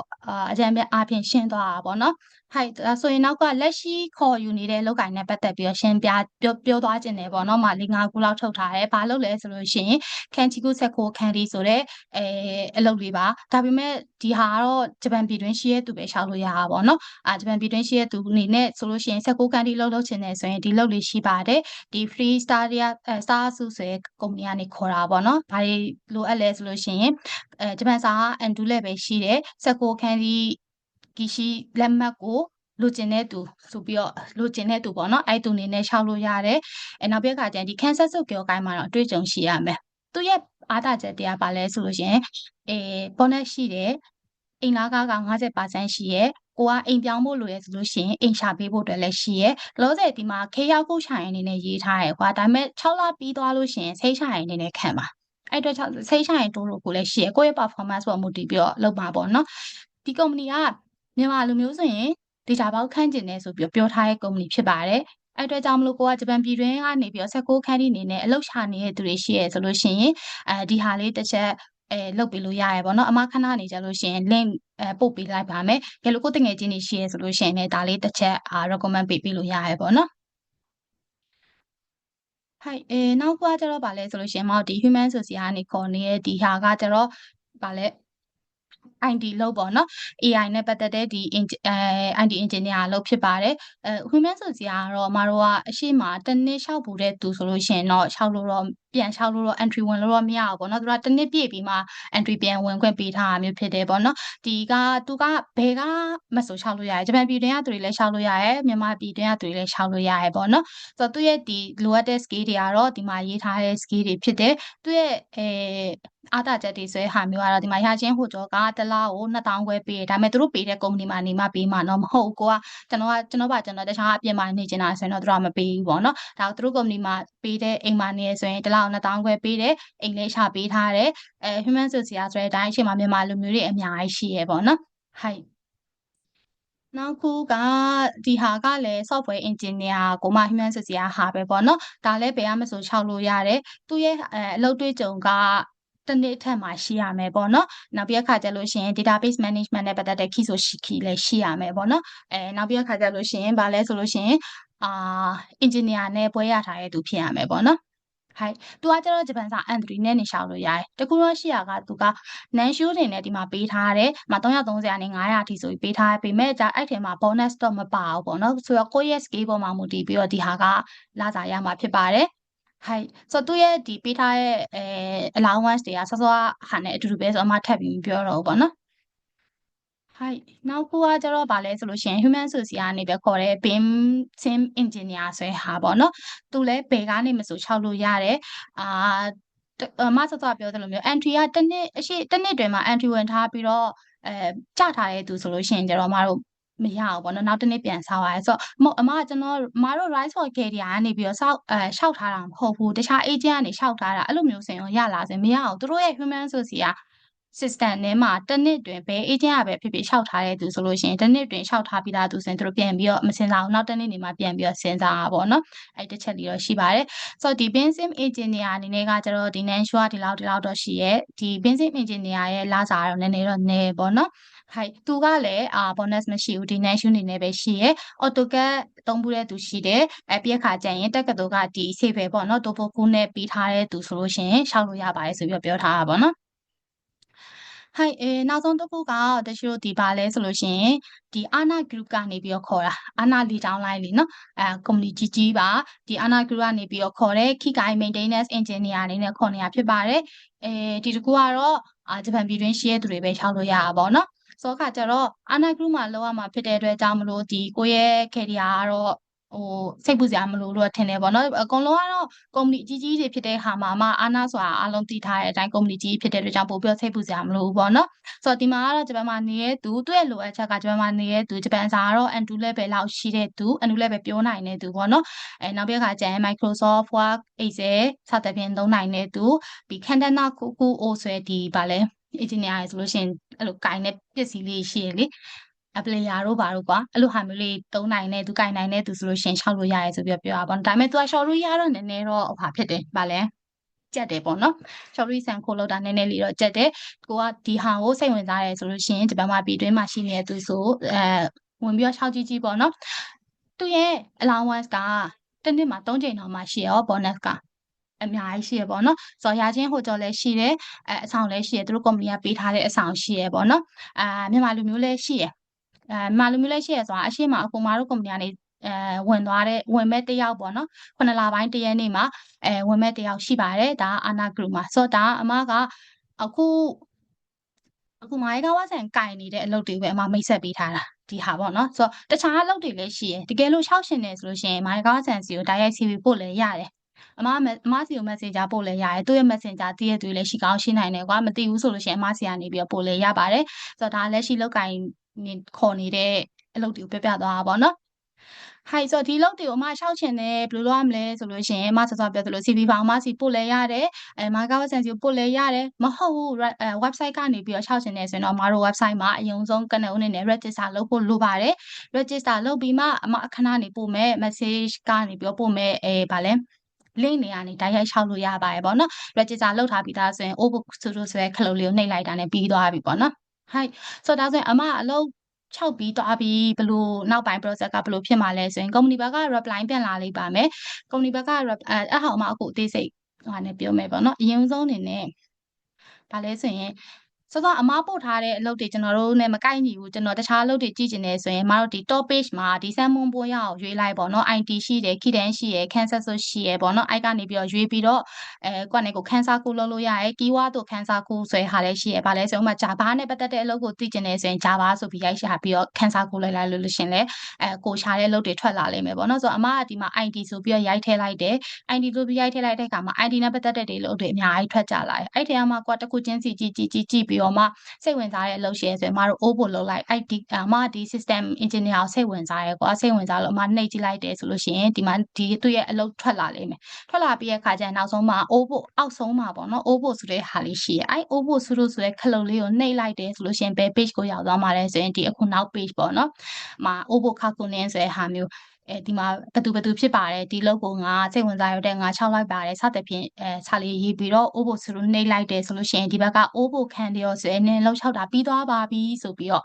page လေးရောက်လာလိမ့်မယ်ဒါဆိုပြီးသွားပြီကုမ္ပဏီဘက်ကနေပြီးတော့စာပြန်လိမ့်မယ်ကြည့်ပြီးတဲ့အခါကျလို့ရှိရင်ဘောနော်ကုမ္ပဏီဘက်ကစာပြန်လာပြီးဒါဆိုရင်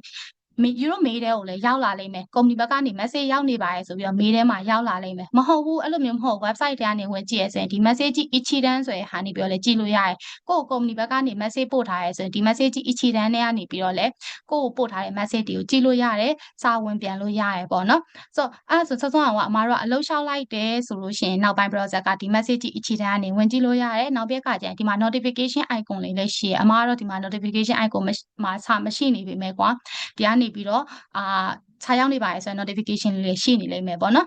်ဟိုက်ဆိုတော့ဒါအမ rice ball နဲ့ပတ်သက်ပြီးတော့အလုပ်လျှောက်တာရှာနဲ့ပတ်သက်ပြီးတော့ပြပြသွားဖြစ်ပါတယ်ဟိုက်ဆိုတော့အခုကစပြီးတော့ journey session ဖြစ်တယ်ပေါ့နော်အားလုံး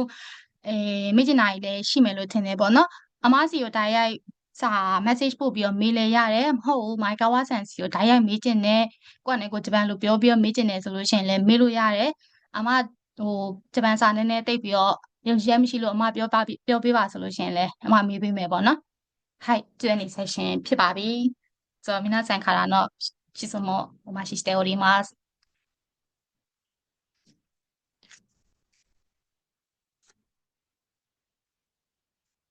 ယူရိုမမေးရင်私ကတယောက်ချင်းစီခေါ်ပြီးတော့မေးမှာနော် မင်္ဂလာပါရှင် Hi မင်္ဂလာပါ ဟိုလေအလောက်ရှောက်ဖို့အတွက်ကလေ อืม ခုနပြောပါဗာလေမိုင်ကဝဆန်တိုက်ရိုက်ဆက်သွယ်ဆိုတာက ဟုတ် သူရှိမဆက်သွယ်ခြင်းပဲနဲ့ညီမလေးစီကိုပဲဆက်သွယ်မယ်ဆိုရင်ရတယ်မလား ရတယ်ရှင်ရပါတယ်အမဟုတ် ဘယ်ကနေဆက်သွယ်ရမလဲမသိ Messenger ကနေဆက်သွယ်လို့ရပါတယ်အမခဏလေးနော်ကျွန်တော်အခု link Facebook Messenger တစ်ချက် link ပို့ပေးပါမယ်နော်ခဏလေးနော် ဟုတ်ကဲ့အဲ့ဒါလေးတစ်ချက်သိချင်လို့ပါ ဟုတ်ကဲ့ပါဟုတ်ဆိုလေ私တို့အခုဒီလို Q&A session ဖြစ်နေတဲ့အတွင်းမှာ私တို့ရဲ့အခု seminar လေးနဲ့ပတ်သက်ပြီးတော့ပေါ့နော် anchor တို့လေးကောက်ချင်တယ်ပေါ့နော်ဖြစ်နိုင်မယ်ဆိုလို့ရှိရင်အားလုံးကလေ Euro စီကပေးမဲ့ anchor တို့လေးကိုသူကအရင်နဲ့မျောလင့်နေတာတကယ်လို့ anchor တို့လေးဖြစ်နိုင်မယ်ဆိုရင်လုပ်ပေးပါပေါ့နော်သူ့အနေနဲ့ကသူ့ရဲ့ဒီနောက်ပိုင်း seminar တွေအတွက်မှာသူတစ်ချက်ဘလို့ခိုင်းစမ်းပြန်လုပ်သွားမလဲဆိုတာလေးကိုသိချင်တဲ့အတွက်ကြောင့်မလို့အားလုံးပူပေါင်းပြီးတော့ anchor လေးဖြည့်ပေးပါအောင်ပေါ့နော်ဟုတ်ဆိုတော့私အခု link ပို့လိုက်မယ်ပေါ့နော်အမစောစောအမကျွန်တော်ဆက်သွယ်ရမယ့် Messenger link လည်းပို့ထားပေးရပေါ့နော်そう、アンケートで皆さんよろしくお願いします。今送りました。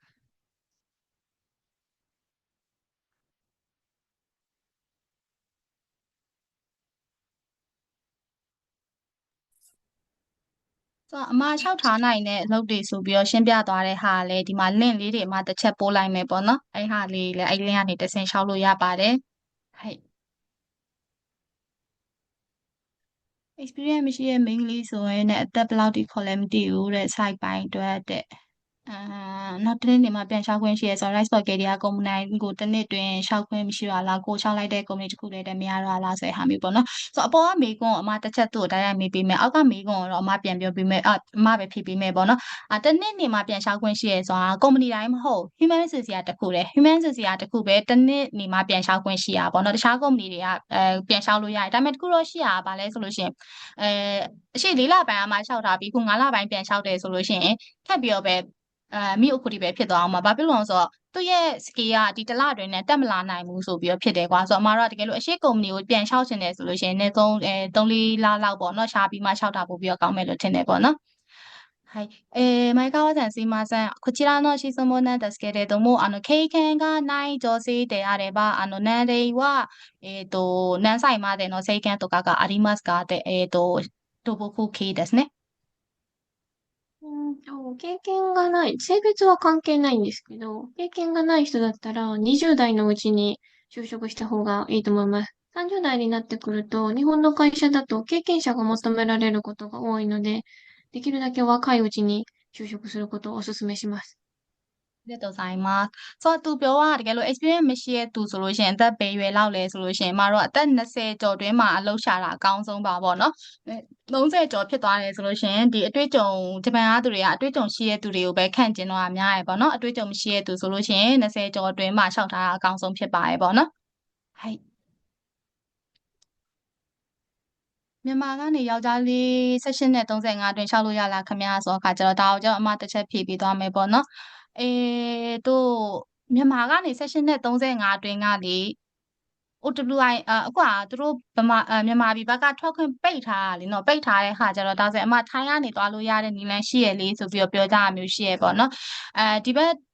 ထိုင်းကနေသွားတဲ့ဟာကိုလက်ခံတဲ့ကုမ္ပဏီရှိတယ်လက်မခံတဲ့ကုမ္ပဏီလည်းရှိတယ်ပေါ့နော်ဆိုတော့ထိုင်းကနေကျွန်တော်ကအခုဒီတက်ရွယ်တင်းမှာရှိနေတဲ့အတွက်ကြောင့်ကျွန်တော်ထိုင်းကနေသွားပါမယ်ဆိုပြီးတော့ကိုကလျှောက်တဲ့အချိန်မှာ message လေးရေးပြီးတော့လျှောက်လို့ရရပေါ့နော်အဲ့ဟာကိုမှကုမ္ပဏီဘက်ကနေပြီးတော့လက်ခံတယ်ဆိုလို့ရှိရင်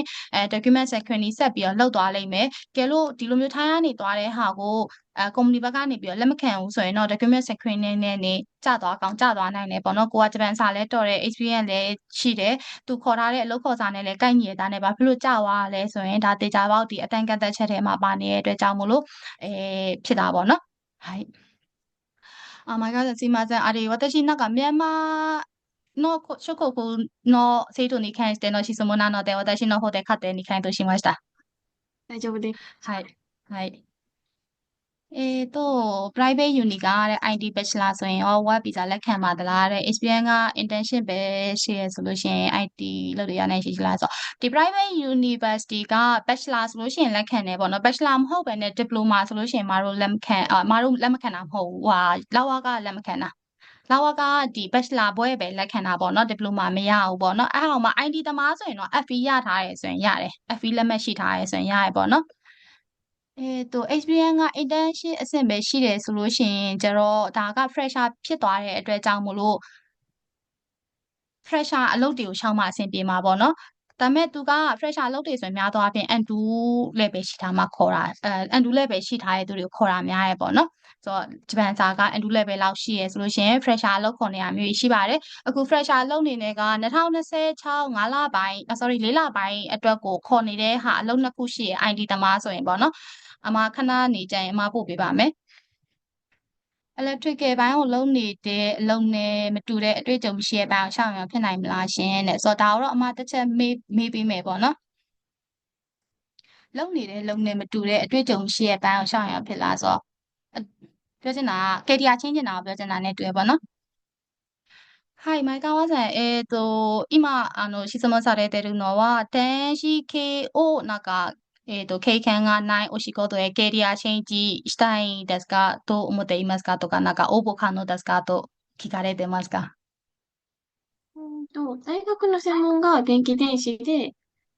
やりたい仕事が電気電子だったら大丈夫だと思うんですけど、機械とかだったら、ちょっと難しいかもしれないので、これも若い時に転職する方がいいと思います。経験がなくても、知識が浅くても、教育をしてもらえるのは20代までが基本的なので、なるべく若いうちに転職したら可能性はあるかなと思います。はい、そう、သူပြောသွားတဲ့ဟာပေါ့နော်တက္ကသိုလ်ကတန်းရှိပိုင်းဆိုလို့ရှိရင်တန်းရှိပိုင်းကိုပဲပြောင်းတာဆိုလို့ရှိရင်ပို့ပြီးအဆင်ပြေမဟုတ်ဘဲနဲ့ဒီခိကိုင်းခိဘိုးရမတူတက္ကသိုလ်မှာတူခဲ့တဲ့ဟာတင်ခဲ့တဲ့ဟာနဲ့ကိုလှုပ်ချင်တဲ့ဟာနဲ့မတူဆိုတော့နည်းနည်းမစကားရှိခါမို့ရှဲမှာဆန်းပေါ့နော်အဆင်မပြေလောက်ပေါ့နော်ဆိုတော့ဒါဆိုလို့ရှိရင်ကိုကဒီအသက်ငယ်နေတဲ့အချိန်တွင်းမှာဒီဟာကိုကဲတရားချင်းဖို့လုပ်ဖို့သူက recommend ပေးရပေါ့နော်はい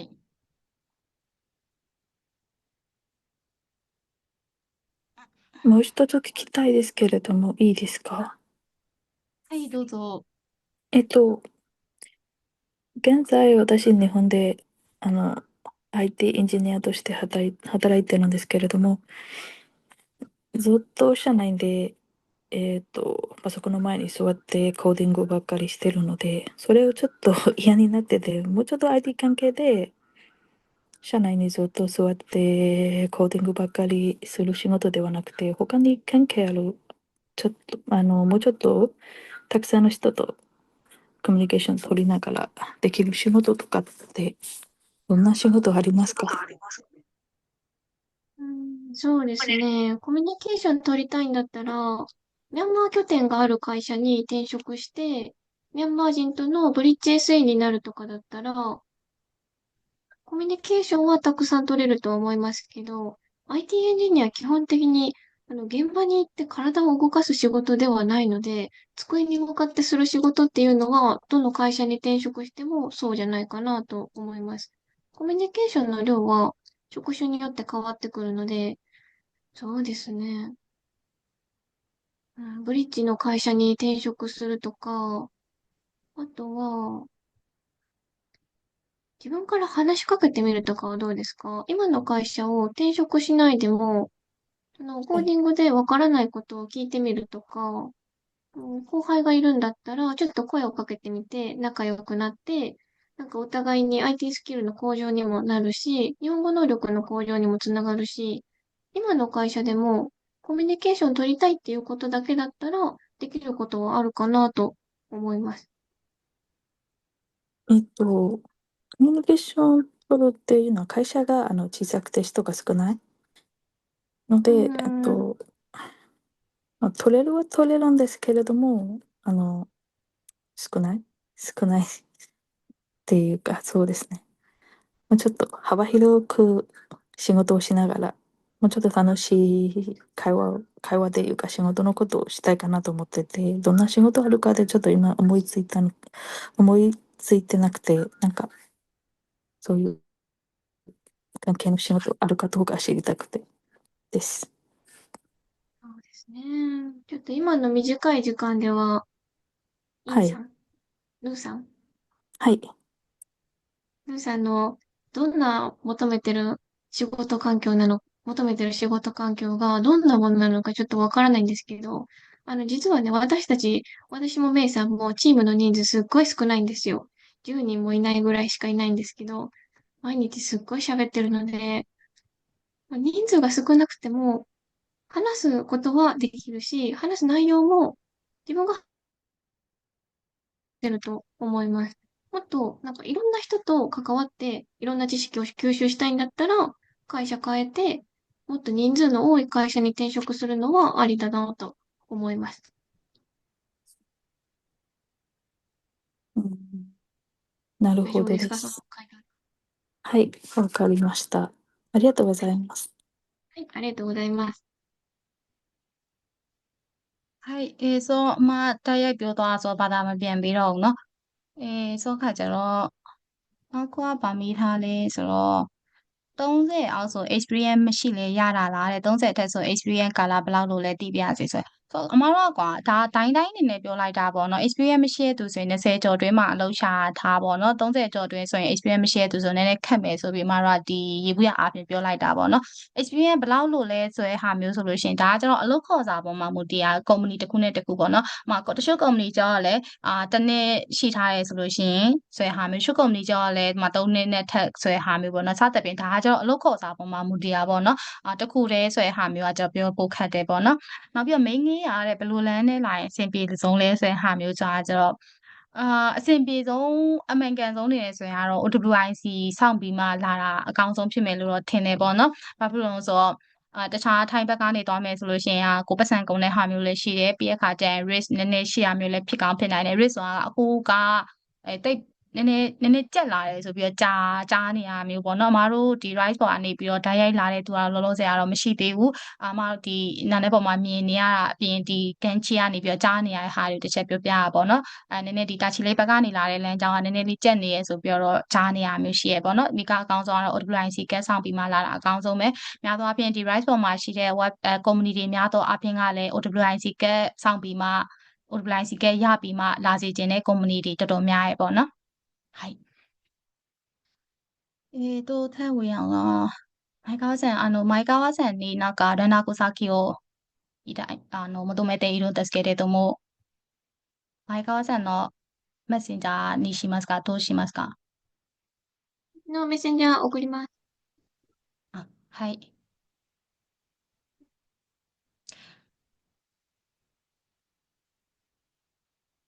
LWIC ကကိုယ့်ဘာသာချာ Rise ဘက်က apply လုပ်ပေးလာရှင်ဆိုတော့အမားတို့ကအလုံးရပြီးသွားတယ်ဆိုလို့ရှိရင်ကျတော့ဒီ OWIC ကတ်လျှောက်ဖို့အတွက်ကို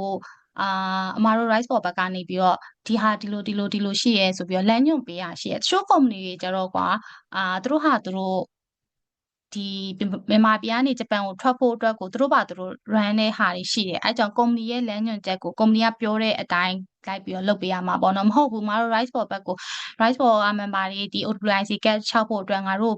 company ကိုပြောပေးပါအောင်ငါတို့ company ကဝန်ထမ်းအလုပ်ခန့်လိုက်ပြီးသူ့ကိုတစ်ချက်ပြောပေးပါအောင်ဆိုလို့ရှိရင်အမတို့ကနေပြီးတော့ဒီလိုလုပ်ဆိုပြီးတော့ရုံးမတို့ဗမာပြည်ရုံးရှိရဲကွာအဲ့ဗမာပြည်ရုံးကဝန်ထမ်းတွေကနေပြီးတော့ဆက်သွယ်ပြီးတော့လုပ်ပေးလိမ့်မယ်မဟုတ်ဘူးသူတို့ company ဘက်ကနေပြီးတော့တိုက်ရိုက်လုပ်မယ်ဆိုလို့ရှိရင် company ဘက်ကပြောတဲ့ဟာကိုတစ်ချက်လိုက်နာပြီးတော့လုပ်ရမှာပေါ့နော်အမတို့ဘက်ကတော့ဒီလိုလေးရှိရဲဆိုပြီးတော့လမ်းညွှန်ပေးရမျိုးပေါ့နော်ကိုယ်တိုင်လိုက်ပြီးတော့ရုံးထိလိုက်ပြီးတော့ရှောက်ပေးရမျိုးတော့မလုပ်ပါဘူးはい support ပေးရမျိုးပေါ့နော်ဟိုလေတခုလောက်ထပ်မေးချင်လို့ညီမဟိုကလေအမအခုကလေ A2 ဗီဇာကိုရှောက်ထားဆဲပေါ့နော်ရှောက်ထားတာမနှစ်ကတည်းကရှောက်ထားတာပေါ့နော်ဒါပေမဲ့အဲ့လိုအလုပ်ကလည်းပြောင်းချင်တယ်ပေါ့နော်မနှစ်ကတည်းကရှောက်ထားတာအခုထိတော့မကြသေးဘူးကွာသူတို့ပြောတယ်2 နှစ်လောက်တော့ကြာမယ်လို့တော့ပြောတယ်ဘောနော်လာဝကဆိုတော့လေအဲ့ဒီဗီဇာတော့နောက်ထပ်2026 4 လမှာကုန်မှာဆိုတော့အဲ့ကြားတဲ့အတွင်းမှာပေါ့နော်အခုဘယ်နှစ်လပဲအခု9 လပဲနောက်နှစ်4 လပဲဆိုတော့17 လလောက်တော့ကျန်နေတာပေါ့နော်ချင်းတွင်းအလုပ်ပြောင်းမယ်ဆိုရင်စင်ပြေနိုင်မလားပေါ့နော်အဲ့ဒီစင်နေလေးစိတ်ပုံကျွန်တော်တိုက်ရိုက်ပဲမေးပြလိုက်မယ်เนาะကျွန်တော်ဖြေရတဲ့သူဖြေရပိုကောင်းမဲ့ထင်ပါเนาะ前川さん、最近のニュースから今、本年は、永住、永住のあれ、永永住ビザ。住の永住ビザを申請してるんですけれども、今現在持っている、ビザの期限は2026年の4月までで、この、1年間の間で転職活動したら、できますかと、なんかどうですかとの質問になりますか？そう、永住ビザって、お給料の条件があったので、次の会社でそれを満たせるのかどうかとかにもよりますけど、そうですね。すみません。永住権については、多分私よりも入管に聞いてもらった方が正しいと思うので、入管に問い合わせた方がいいと思います。あ、いや、そういう質問ではなくて、今、ビザは、今現在持ってるビザはあるんですけれども、で、永住申請中のままで、し転職活動するのは、残りの今現在持ってるビザの期限は1年間ぐらいあるんですけれども、それは会社の、申請する会社側からどう見えるかどうかですね。うん永と、住のことは、まあ、一切忘れっていうか、自分の中では申請中ですけれど、それは会社とは関係なくて、残ってるビザの期間は1年間ぐらい。自人国があと1年残ってるんですね。はい。はい。それだったら、会社に転職活動するときに問題になりそうかどうかです。問題にはならないと思います。擬人国持ってて、次の仕事も擬人国やるんだったら、次の会社に影響はないですけど、はい。次の会社と今の会社のお給料が変わると思うので、それが永住権取得に影響あるかどうかは、私にはちょっとわからないです。入管とかに聞いた方がいいと思います。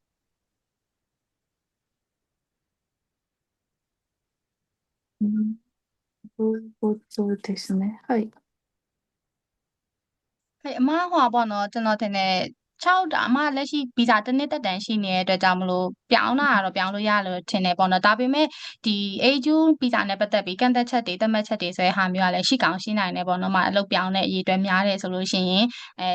နည်းနည်းချပေးတဲ့ chance နည်းတယ်စသဖြင့်အဲ့လိုမျိုးတွေကရှိရဲဆိုတော့ပေါ့နော်အဲ့ရှိရဲ့ခါကျတော့ဒါကျတော့အတူရောညီမရောကဒီသူတို့လာဝကနေပြီးတော့ဘယ်လိုဆန်ညွှန်းနေနဲ့သတ်မှတ်တယ်ဆိုတာမသိဘူးမရဲ့ ညီမကြားဖူးတဲ့ဟာစောစောကဒီလိုအလုပ်ပြောင်းတဲ့ကုမ္ပဏီတွေအတွက်များရဲဆိုရင်ချပေးရဲ့ chance အဲ့ဟာကိုလည်းကြည့်တယ်ဆိုပြီးတော့ကြားဖူးလို့ကျွန်တော်ကဒီကြားထဲကနေပြီးတော့ဖြတ်ပြီးတော့ပြောလိုက်တာပေါ့နော်အဲ့ဟာကျတော့တစ်ချက်သူပြောသလိုမျိုး new can ကိုတစ်ချက်မေးတာပို့ပြီးတော့ကောင်းမယ်နဲ့တွေ့ပေါ့နော်ငါဒီလိုရှိရပြောင်းရင်ငါအတွက်ငါ၆ထားတဲ့ဗီဇာအတွက် AQ ရှိနိုင်လောက်လားစသဖြင့်အဲ့လိုမျိုးမေးဖို့သူကပြောချင်တာပေါ့နော်ဟုတ်ဟောအမပြောင်းချင်တာအခုလက်ရှိပုံနဲ့အလားတာနေလို့လေအကြောင်းပြောင်းချင်ဟုတ်တာကဲ့ပါဟုတ်အဲ့တော့အမကလည်း6ထားရလဲဖြစ်တဲ့အတွက်ကြောင့်တစ်ချက် new can ကိုတစ်ချက် AQ ရှိလားမရှိလားတစ်ချက်အရင်မေးကြည့်လိုက်လीနော်နော် ဟုတ်ကဲ့ကျေးဇူးပါရှင်ဟုတ်ကဲ့ပါကျေးဇူးပါဟိုက်မတို့ဒီနှစ်နာရီထိဆိုတော့နည်းနည်းမေးခွန်းအချိန်လေးလေးဟိုနှစ်နာရီလေးဖြစ်နေတဲ့အခါကျတော့အခုမေးထားတဲ့ဟာလေးကိုမှတစ်ချက်ဖြည့်ပေးမယ်ပေါ့နော်ပြီးတော့ဒီလက်ထောင်ထားတဲ့တယောက်လည်းရှိရဲပေါ့နော်はい前川さんすいません今経験はさん今日本語で質問されてると思いますが日本語ネットテスト2で経験3年間ぐらいで30歳を超えていますがなんか日系企業は30歳超えたら好きじゃないというので、将来のためどうすればいいですかと質問されていますか？うんそうですね。やりたいことと経験がわからないですけど、まずやりたいことと経験が合ってるとしても、あの、日本って結構ストレートが好きなんですよ。ストレートって高校18歳で卒業して、大学入学して22歳で卒業して、22歳で就職して、で、経験3年っていうと、25歳とか26歳の人が日本人では多いです。そのレベルと同じ、でも30歳超えてるってなると、確かに転職活動してたらちょっと難しいかなとは思います。で、もし30歳超えてて経験3年で転職活動したいんだったら、そうですね。会話レベルがどれぐらいかわからないですけど、会話レベルすごいたくさん練習して、めっちゃ上手になるとか、あとは、希望年収が30歳の年齢に合わせて言うと、経験3年で、そのね希望年収は高いって言われたりもするので、自分の経験年数に合わせた希望年収を言うとかが大事かなと思います。会社は給料払えるかどうか、この3年の人にこの給料払えるのかっていうところでも見たりするので、日本での経験3年での転職の職種によるんですけど、給料がこれぐらいだから私はこれぐらいを希望してますだったら通るかなと思いますけど、30歳なのでこれぐらいを希望してますだと通らないと思います。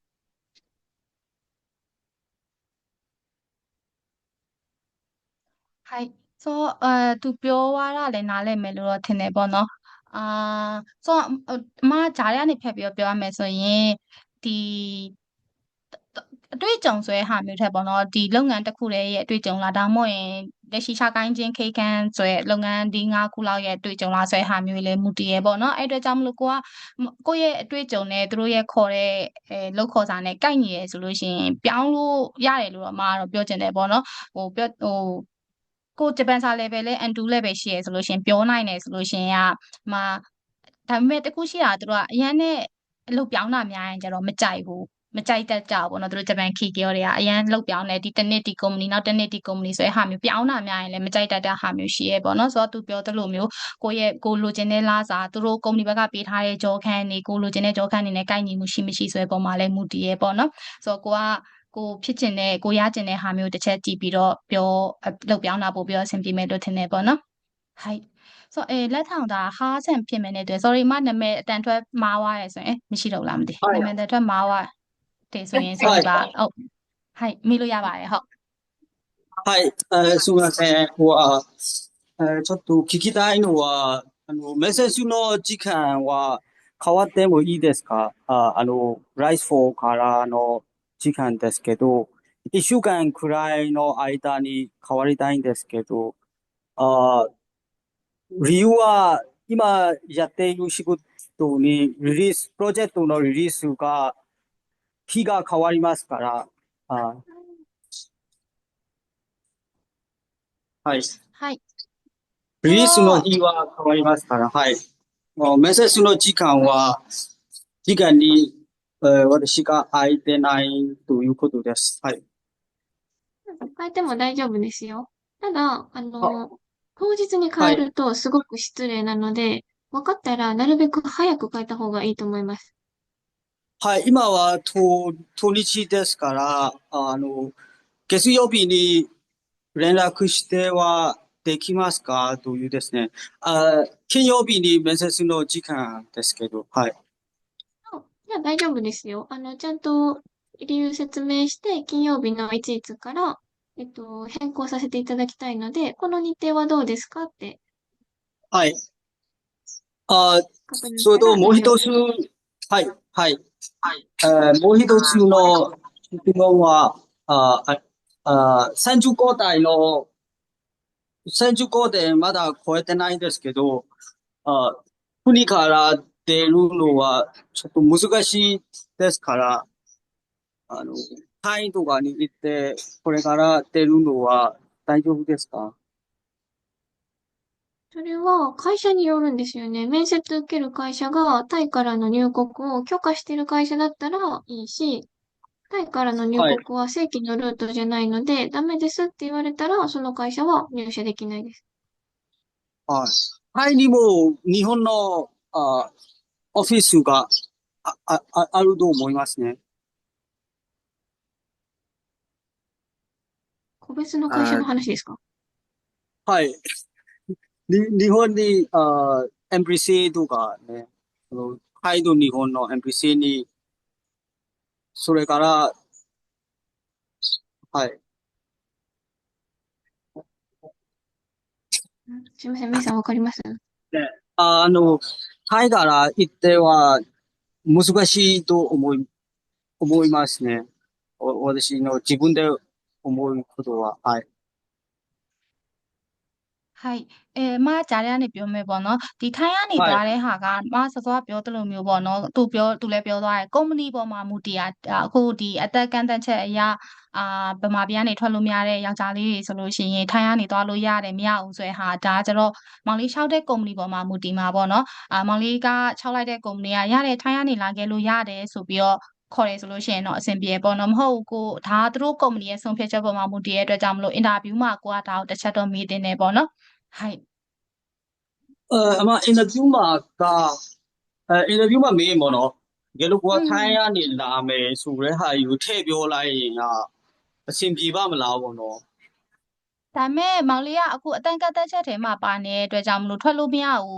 းဒီဘက်ဂျပန်ကီကျော်တွေကအသက်18ကနေ35ကြားမြန်မာပြည်ကယောက်ျားလေးတွေကထွက်လို့မရဘူးဆိုတဲ့ဟာသူတို့အဲ့ကျော်ဟိုကတိထားရဲလीနော်တိထားရဲအတွက်ကြောင့်မလို့ဒါဆိုလို့ရှိရင်အလောက်ခံလိုက်တယ်ဆိုလို့ရှိရင်လည်း COE ကျလာတယ်ဘာညာဆိုလို့ရှိရင်လည်းမောင်လေးကထွက်လို့မရဘူးဆိုတဲ့ process ပဲဖြစ်သွားမှာကွာအဲ့အတွက်ကြောင့်ကိုကကြိုပြီးတော့ဒါကိုပြောထားရဲဆိုပို့ပြီးတော့ကောင်းတယ်လို့တော့အမကတော့မြင်တာပဲပေါ့နော်တကယ်လို့ကိုကလက်ရှိရောက်နေတာထိုင်းဆိုရင်မှပြောလိုက်ရင်ကလည်းအဲ့ဒါကြီးမကောင်းတော့ဘူးနော် လက်ရှိကထိုင်းမှာရောက်နေတယ်ထိုင်းမှာလောင်းတန်းဗီဇာနဲ့နေရဆိုရင်ပို့ပြီးတော့တောင်ကောင်းသေးရအောင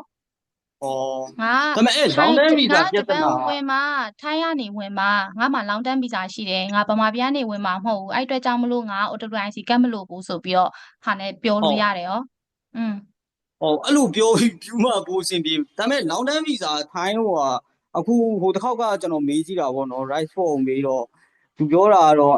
student ရှိမယ်ပြီးတော့ဒီတခြားဟိုလိုမျိုးတစ်နှစ်နဲ့ထည့်ဗီဇာတွေပါရှိမှဟုတ်အဲ့လိုများအဆင်ပြေတယ်ဆိုတဲ့ပုံစံမျိုးပြောလို့ဟုတ်တယ်အဲ့ဆိုရင်ဒီအခုနပထမအမပြောတဲ့အတိုင်းပဲကိုကဒီမှာပဲလက်ရှိနေတယ်တကယ်လို့အလုပ်ရခဲ့ထိုင်းဘက်ကနေပတ်လာမယ်အဲ့လိုပြောမှပဲအဆင်ပြေမှာပေါ့နော်ဟုတ်တယ်အဲ့လိုစလျှောက်တဲ့အချိန်မှာအဲ့လိုမျိုးလေးပြောပြီးတော့လျှောက်ဖို့အမတို့ဒီဘက် right for ဘက်ကသူတွေက recommend ပေးရပါတော့အမတယောက်တည်းဆိုတာမျိုးတဲ့အမတို့ဒီဘက်အဟာနဲ့ပတ်သက်ပြီးဒီဘက် right for member တွေထဲမှာပြောလိုက်တဲ့အခါမှာဒီလိုမျိုးစလျှောက်တဲ့အချိန်မှာဒီလို message လေးနဲ့လျှောက်တာမျိုးပို့ပြီးတော့ကောင်းပါတယ်ဆိုပြီးတော့ပြောထားကြတာပေါ့နော်ဟုတ်ပြီးတော့အဲ့လိုသွားတဲ့လူရောရှိရလားမသိနော်သွားတဲ့သူရှိလားဆိုတော့တချို့အမကြောက်ဖို့ကတော့ရှိတဲ့သူတွေရှိတယ်ပေါ့နော်သွားနေကြတဲ့သူလည်းသွားကြတယ်ရောက်နေကြတဲ့သူလည်းရောက်နေကြတယ်ဆိုပြီးတော့ခြားတော့ကြားဖို့ရပေါ့နော်အဓိကသူတို့ဟိုမှာဝင်တဲ့ချိန်မှာဘယ်လိုမျိုးလဲဆိုတော့လေဆိပ်ကနေထွက်တဲ့ချိန်ကြရင်ဟိုဘက်ကတန်ရုံရဲ့ထောက်ခံစာလုံးမဟုတ်မတော်အဲ့ဒါဗမာပြည်ဂျပန်တန်ရုံမှာဗီဇာဝင်ထားတာဆိုတော့ထိုင်းဘက်ကနေထွက်တဲ့ဟာဒီအသေးစိတ်ကလေစိတ်မှာဘယ်လိုမေးရပါညာကျတော့အမသိပ်ပြီးတော့မသိဘူးဒါကျတော့ agent တွေကိုမေးတာမျိုးဒါမှမဟုတ်ဒီလိုပုံစံနဲ့သွားဖို့တဲ့သူတွေကိုမေးတာမျိုးကပိုအဆင်ပြေမနေတွေ့ရပေါ့နော်ဟုတ်ပထမတစ်ခုကျွန်တော်မေးတာလေသူဖြေတာတိတ်မရှင်းလို့လေနည်းနည်းမြန်လေးမေးလိုက်မယ်နော်sorry အင်တာဗျူးအချိန်ပြန်ချိန်တာချိန်လို့ရတယ်မောင်လေးဒါပေမဲ့ဒီနေ့အင်တာဗျူးမှာဒီနေ့ cancel တာမျိုးထက်ပေါ့နော်နည်းနည်းလေးကိုကကြိုပြီးတော့သိထားတယ်ဆိုရင်ကြိုပြီးတော့ချိန်တာပို့ပြီးတော့အဆင်ပြေငါအဲ့နေ့မှာအဆင်မပြေတဲ့အတွက်ကြောင့်ပြန်ချိန်ချင်ပါတယ်ဆိုပြီးတော့ message လေးပြန်ပို့လိုက်ရင်ရတယ်နော်ဟုတ်တဘောပါဘူးဟုတ်ကျေးဇူးပါဟုတ်ကဲ့ပါဟိုက်စောကကြောင့်အမတို့ဒီဟာအချိန်လည်းနည်းနည်းကြော်သွားပြီဆိုတော့ဒီမှာနောက်ဆုံးကြံနေတဲ့မိကွန်းလေးတစ်ခုအမပြောလိုက်မယ်ပေါ့နော် OWIC ကက်ရဖို့ကြာလို့ cancel တာမျိုးတွေရှိလာရင်အဲ့အတွက်ဘယ်လိုဆောင်ရွက်ပေးတာမျိုးရှိလဲဆိုတဲ့ဟာမျိုးပေါ့နော် OWIC ကက်ရဖို့ကုမ္ပဏီဘက်ကနေပြီးတော့ cancel လုပ်တာမျိုးလက်ရှိချိန်ထိမှာအမတို့ဒီ right for ဘက်ကနေပြီးတော့မရှိသေးဘူးပေါ့နော်ဒါပေမဲ့ရှိလာတဲ့အခါကျရင်ဘယ်လိုလုပ်မှာမျိုးလဲဆိုတဲ့ဟာမျိုးကျတော့ဒါကျတော့ကုမ္ပဏီဘက်ကနေပြီးတော့ဆုံးဖြတ်မှာပါကုမ္ပဏီဘက်ကနေကတော့လက်ရှိချိန်တွေမှာများသောအားဖြင့်ကတော့ဥပမာကွာဒီနေမကောင်းဒီဝန်ထမ်းကဂျပန်ကိုလာဖို့အတွက်နေမကောင်းမှုအဆင်မပြေဘူးဆိုရင်ဒါသူတို့ကုမ္ပဏီဘက်ကနေပြီးတော့ဒီအလုပ်ကို9 day ကို total cash လောက်တာမျိုးလဲဖြစ်ကောင်းဖြစ်နိုင်တယ်ဆိုတော့ဒီဟာကိုအလုပ်ပါလဲ9 day စူးစီးကြောထွက်တဲ့အချိန်မှာသူတို့ရေးထားလိုက်မယ်9 day ဟို total cash လောက်ဖို့အခြေအနေမျိုးကဒီလိုအခြေအနေမျိုးဆိုရင်လောက်နိုင်ပါတယ်ဆိုပြီးတော့သူတို့ရေးထားတာမျိုးရှိလိမ့်မယ်မဟုတ်ဘူးဒီလိုမျိုး OWIC ကက်ရဖို့ကြာတယ်ဆိုလို့ရှိရင်ကျတော့သူတို့ဘက်ကနေပြီးတော့ဒီဗမာပြည်ဘက်ကလာမဲ့သူ8လပိုင်းမှာလိုချင်တယ်8လပိုင်းမှာ project ကစမှာဖြစ်တဲ့အတွက်ကြောင့်8လပိုင်းကိုမလာနိုင်တော့ဘူးဆိုရင်မာရောဒီဘက်ကဂျပန်ပြည်တွင်းက engineer ကိုပဲခေါ်ဖို့ပဲရှိတော့တာပေါ့နော်ဆိုတော့ဒါကကုမ္ပဏီကနေပြီးတော့ကုမ္ပဏီနဲ့ကာယကံရှင်ကြားကနေပြီးတော့ပြောရမှာမျိုးဖြစ်မှာပေါ့နော်ဘယ်လိုဆောင်ရွက်ပေးလဲဆိုရင် rice for ကနေပြီးတော့ဒီဟာကြီးကို cancel မဖြစ်ဖို့အတွက်100%တာဝန်ခံပါတယ်ဆိုတဲ့ဟာမျိုးတော့မရှိဘူးပေါ့နော်မရှိဘူးဆိုတာဒါကုမ္ပဏီရဲ့ဆုံးဖြတ်ချက်ပေါ်မှာမူတည်တာမျိုးဖြစ်တဲ့အတွက်ကြောင့်မလို့ပေါ့နော်ဒါပေမဲ့အမားတို့ဘက်ကနေပြီးတော့ ဂျားတွေကနေသူကတော့ဒီလိုရှိတယ်ကုမ္ပဏီဘက်နဲ့တစ်ချက်ညှိပေးတာမျိုးတွေတော့ရှိတယ်ပေါ့နော်ဆိုတော့ cancel ကုမ္ပဏီဘက်က cancel ဖြစ်သွားတာမျိုးက9 days စုကြည့်ကြော်ထဲမှာရေးထားတဲ့အကြောင်းအရာတွေလည်းဖြစ်ကောင်းဖြစ်နိုင်တယ်သူတို့ရဲ့ project ကလာရလည်းဖြစ်ကောင်းဖြစ်နိုင်တယ်ဒါကိုကိုနဲ့ကုမ္ပဏီကြားမှာကိုက clear လုပ်ထားဖို့တော့လိုအပ်တယ်ပေါ့နော်はいအဲ့ဒီပါဆိုတော့皆さんမှာဒီအန်ကက်တူလေးကိုတက်ရှိတောင်းထားတဲ့ဟာလေးပေါ့နော်။အိုနေဂါကြီးလုပ်ချင်တယ်ပေါ့နော်။ဒီထဲမှာအယောက်20လောက်တော့ရှိရဲ။ဒါပေမဲ့ဖြေထားတာအခုမှ9ယောက်လောက်ပဲရှိသေးတယ်ဆိုတဲ့ခါကျတော့အဆင်ပြေမယ်ဆိုလို့ရှိရင်ဘယ်လောက်မှမရှိဘူးမေးခွန်းလေး၄ခုလေးရဲ့အဟာလေးတစ်ချက်အဆင်ပြေမယ်ဆိုရင်ဖြည့်သွားပေးပါအောင်ပေါ့နော်။ အဲ့ဒီအန်ကက်တော့လေခုနတော့လို့မရဘူးဖြစ်နေလို့ ဟိုအခုမှပြန်ပြီးတော့ဖွင့်ထားလိုက်ပြီရှင်မ အော်ကမရ လင်း ဟု က တ် ဟုတ်ကျေးဇူးတင်ပါတယ်မဟုတ်ဆိုတော့ဒါဆိုရင်အမားတို့အင်တာဗျူးတောင်ပြသွားပြီဒီနေ့အင်တာဗျူးအတွက်လေ့ကျင့်တဲ့ဟာလေးပေါ့နော်ပြင်ဆင်ထားမယ့်ဟာလေးဆီမီနာလေးကအမားတို့ဒီမှာနေပြီးလိုက်မယ်ပေါ့နော်အမေကုန်းနေလည်းမရှိအောင်လို့ထင်တယ်ဆိုတော့တက်လာပေးရတဲ့အတွက်ကျေးဇူးအများကြီးတင်ပါတယ်前川さん今の面接をこの場で終了したいと思いますがもしなんか前川さんの方から皆様に一言とかがあればぜひよろしくお願いしたいと思いますがありがとうございます。すいません。最後まで残ってくださった皆さんありがとうございます。私面接しててよく思うのは、みんな緊張してて顔がずっと、こんな顔の人がいるんですけど、できたらニコニコした方が印象がいいので、緊張してもニコニコ笑顔で話してたら、面接官も一生懸命聞いてくれようとするし、わからなかったらわからないって言ったらもう一回言ってくれるので、あんまり怖がらないで頑張って面接を受けてください。はい、以上です。はいありがとうございましありがとうござた。いますはいစောကကြသူဘာပြောရလဲဆိုတော့မတို့အင်တာဗျူးတဲ့အချိန်မှာနည်းနည်းစိတ်လှုပ်ရှားနေကောင်းစိတ်လှုပ်ရှားနေတဲ့ခါမျိုးရှိတတ်တယ်ပေါ့နော်အဲ့ချိန်ကျရင်စိတ်လှုပ်ရှားပြီးတော့မျက်နှာကြီးကဟိုခက်တီတီကြောက်စရာအဲ့ပုံစံမျိုးဖြစ်သွားတတ်တယ်ပေါ့နော်ဒါပေမဲ့အဲ့ချိန်မှာဆိုလို့ရှိရင်လည်းကိုယ့်ရဲ့မျက်နှာလေးကိုဒီအဲကောက်ပုံစံတိုင်းလေးပဲရှိနေပြီးတော့နားမလည်ဘူးဆိုလို့ရှိရင်လည်းနားမလည်ဟာတိုင်းတေချာရိုးတသားနဲ့ပြောရဲဆိုလို့ရှိရင်ကုမ္ပဏီဘက်ကနေပြီးတော့လည်းဒီဟာကိုသူတို့ဘက်ကနေနားလည်လက်ခံပေးပြီးတော့အင်တာဗျူးလုပ်ပေးသွားရဲပေါ့နော်ဆိုတော့အဟာလေးတစ်ချက်သူအနေနဲ့ထပ်ပြီးတော့ပြောချင်တာပါတဲ့はい。それでは皆さん本日の面接をこれで終了したいと思いますが、はい。本日はありがとうございました。ありがとうございましたはい。ကျေးဇူးတင်ပါတယ်。はい。